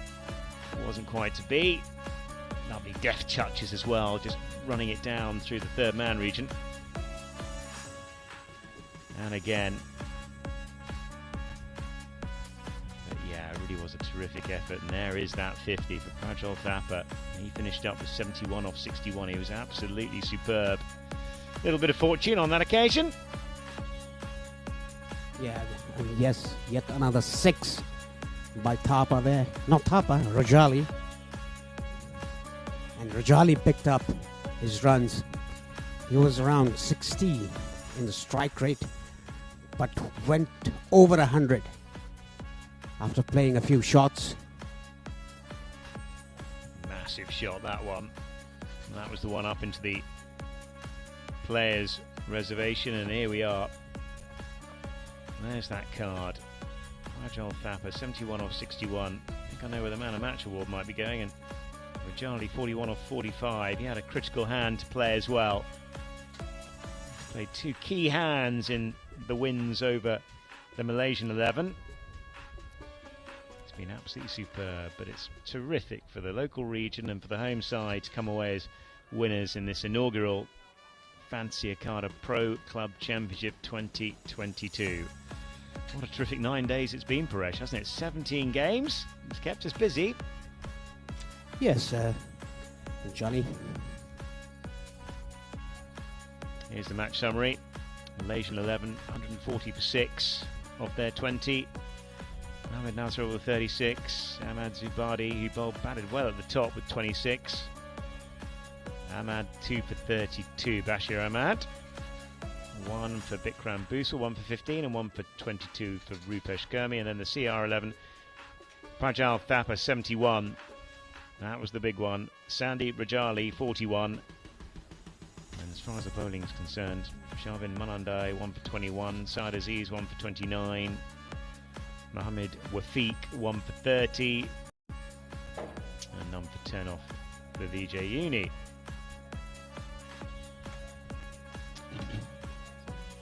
So the CR11 won by 7 wickets.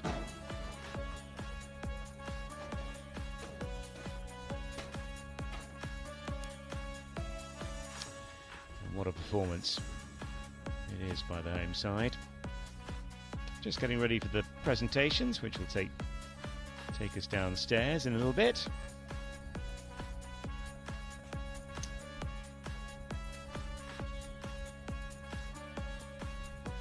I've still got... here we go. I've still got alongside me former Nepal captain Paresh Lahani. Well, Tony, as his nickname is, it's been a wonderful 9 days, hasn't it?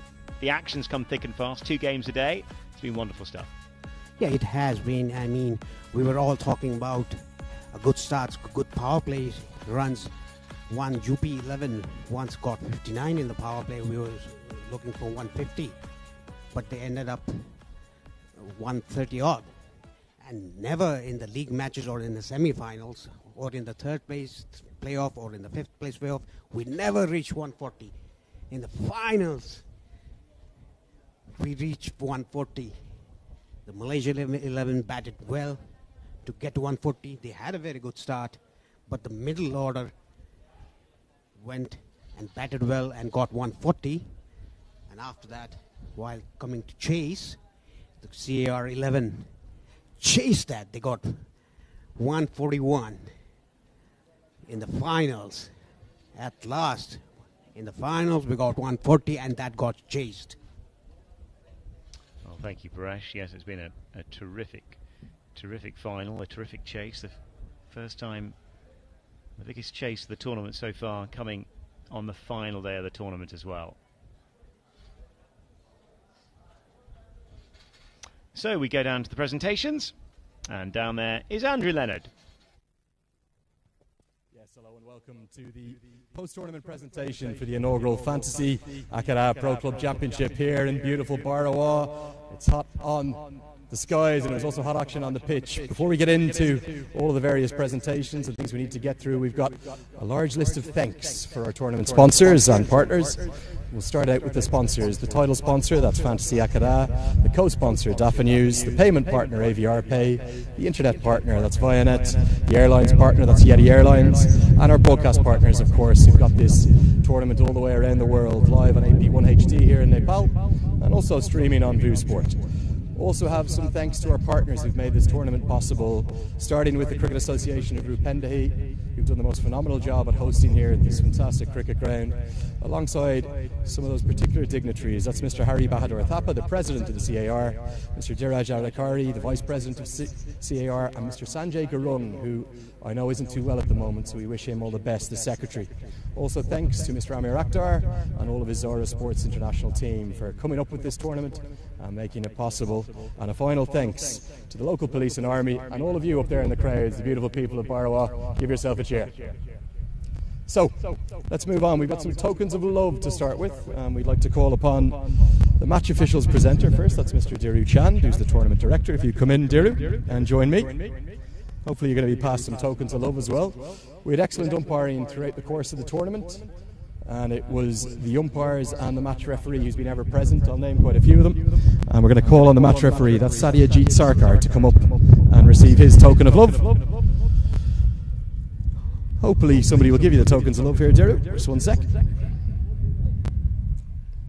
Satyajit Sarkar, the match referee, ever present, alongside the umpires, Mr. Vinay Kumar Jha,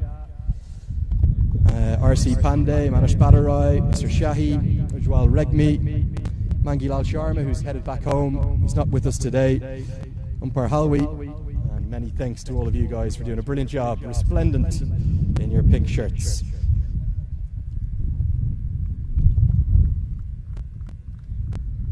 So the final two umpires just coming up now. Great job, guys.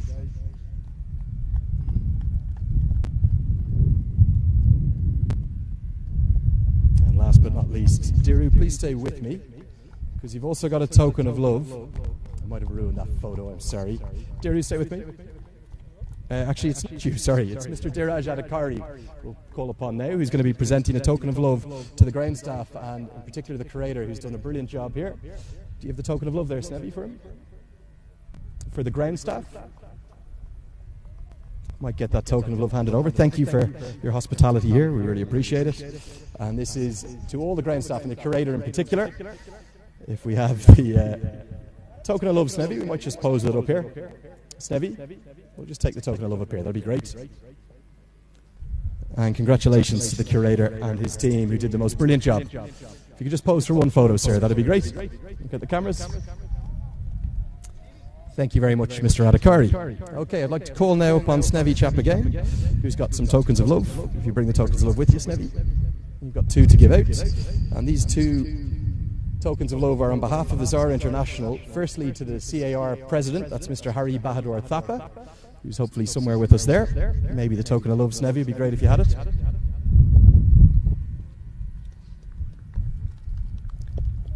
Thank you very much, President. And also, I'm not sure we have anyone from the broadcast down here, so maybe you'll just present this. Oh, there he is. Of course he is. Yopi, come on up. Done a brilliant job. The director and producer of this series, live on AP1HD. A token of love. Thank you for all your work, Yopi.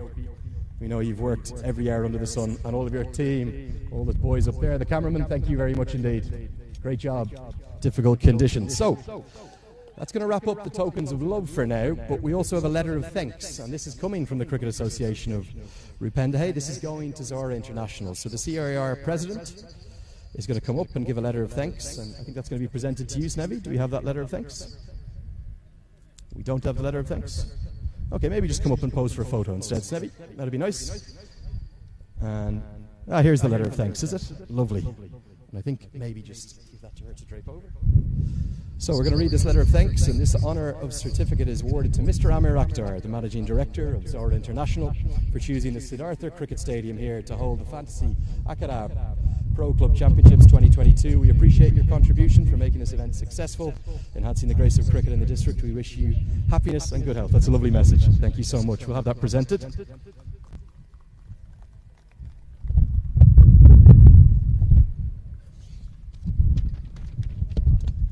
And just as our backdrop takes a bit of a walk, that back there, lovely. So, we'll call now upon the presenter for the runners-up check and trophy. The runners-up are going to receive a check for 100,000 rupees, would you believe? Mr. Dharmaraj Giri is going to come up. Snevi, if we could have the check, that would be great. And that's going to be presented to the Malaysia 11 captain, Ahmed Faiz. 100,000 rupees, would you believe? Here it comes, and we'll have the trophy presentation just after as well.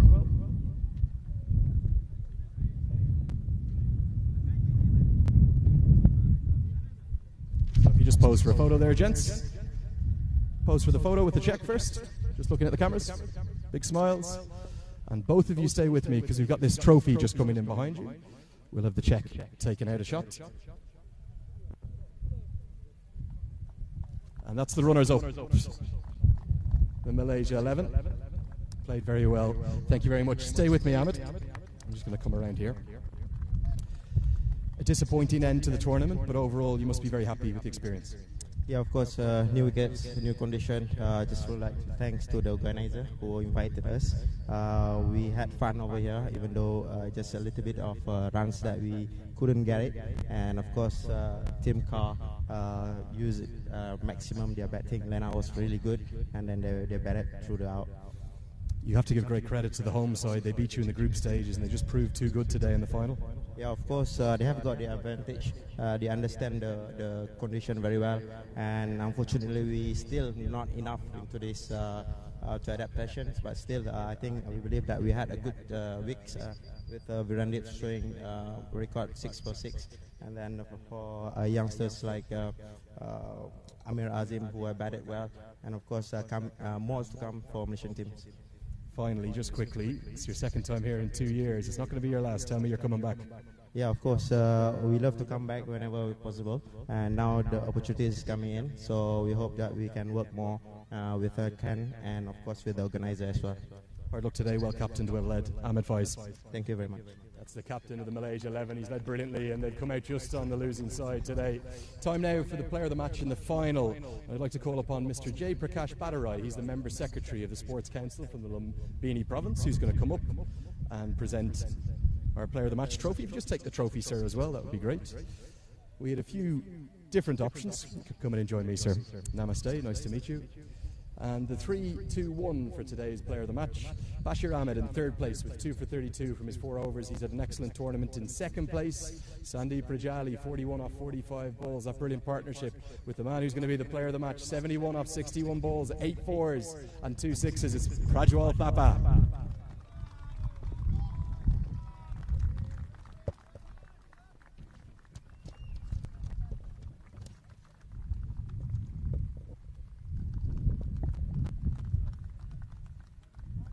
So many congratulations. Thank you, sir. And Prajwal, stay with me. Thank you, sir. Prajwal, how happy are you right now? Very happy. Tell me why. We won the tournament. We played through very good in this tournament. That's why I'm very happy. Was this your best innings of the tournament by a distance? Did you always believe you could chase down that record total? Yes, we believe in our team. That's why we got the win. Finally, what does it mean for cricket here in this district to win this inaugural title? Probably the biggest cricket event ever held here in Barawa. Sorry? What does it mean to you and your team to win this tournament? Team combination. Many congratulations. Dandavad, go away and celebrate with your team. Thank you. Thank you. Prajwal Thapa, the player of the match. And time now for the Man of the Series award. And this was a hotly contested affair. And who better to present it than the national team captain, if he's here? Sandeep Lamachani. Sandeep, if you could take the trophy and come up and join me on stage. Namaste, Sandeep. How are you? Going in right next to me. So, we have 3 contenders for the player of the series, and it was very tightly fought with the commentators debating long and hard over this. In third place, he's had an excellent tournament for the Nepal Army side, the leading run scorer in the tournament with 190 runs at an average of over 63. It's the ever-rising star, Rohit Paudel, in third place. In second place, that famous 6 wickets and 6 balls, 5 of which went to his bowling, and he did really well with the bat as well. 131 runs to go alongside 9 wickets. It is Virendeep Singh in second place. But the player of the series had a magnificent all-round tournament with more wickets than anyone else. He took 10 in the tournament with his left-arm spin. He also made crucial contributions with the bat, none more so than in the semi-final, where he was the player of the match. He's a youngster. He's one to watch for the future. It's Bashir Ahmed.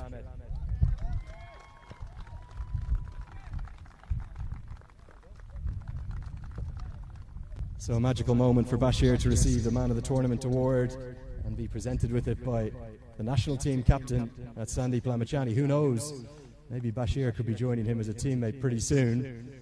Bashir, stay here. I've loved my interviews with you all tournament. Come nice and close, don't run away from me, come on. How happy are you? You're the man of the tournament.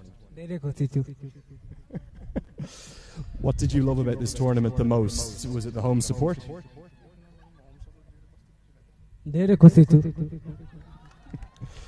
And finally, do you dream one day now of going on to represent Nepal and playing with Sandeep Lamachani?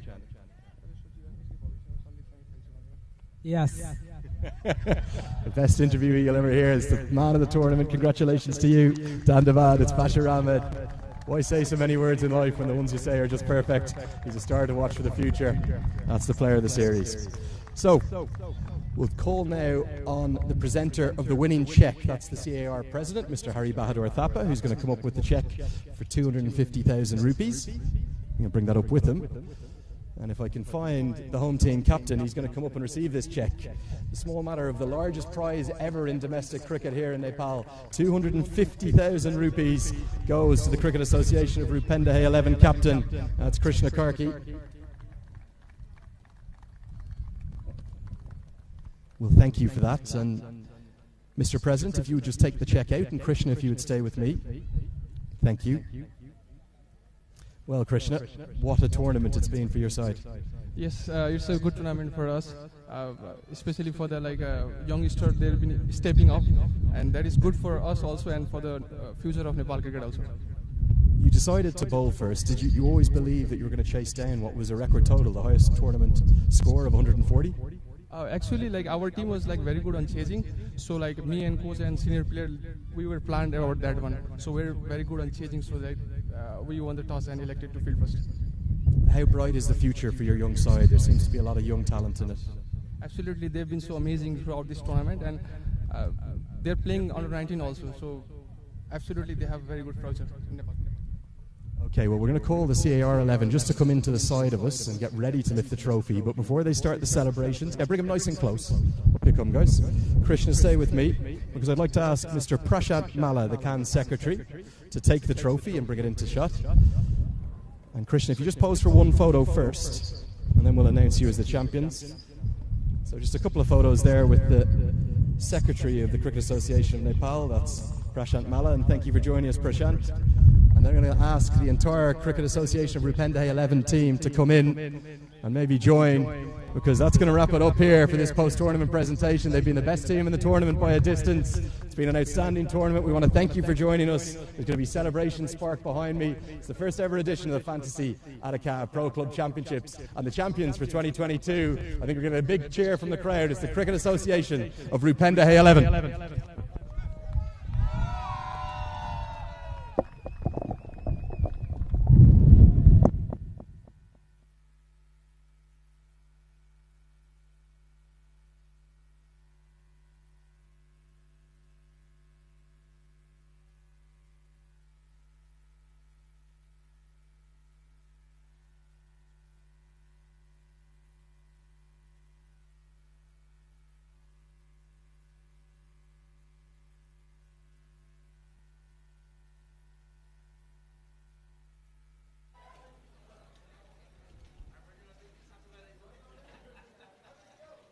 Well, congratulations to the CAR 11. They won the first game and they won the final as well. The first and last of this extraordinary tournament, the Fantasy Attica Pro Club Championship. And Krishna Karki and his merry men will be absolutely delighted as the home side to win here in Barawa. What a terrific effort from them. And it's been a wonderful exhibition of cricket through the course of the last 9 days. 17 matches we've had over the last 9 days, all brought to you by AP1 HD and VU Sports. Do please keep watching us here on this channel. We've got plenty more cricket to come, and it's been an absolute pleasure. And we're just going to have a quick look at the highlights. The highlights will be coming. We'll leave you with the highlights, but in the meantime, thank you very much for watching again, and namaste.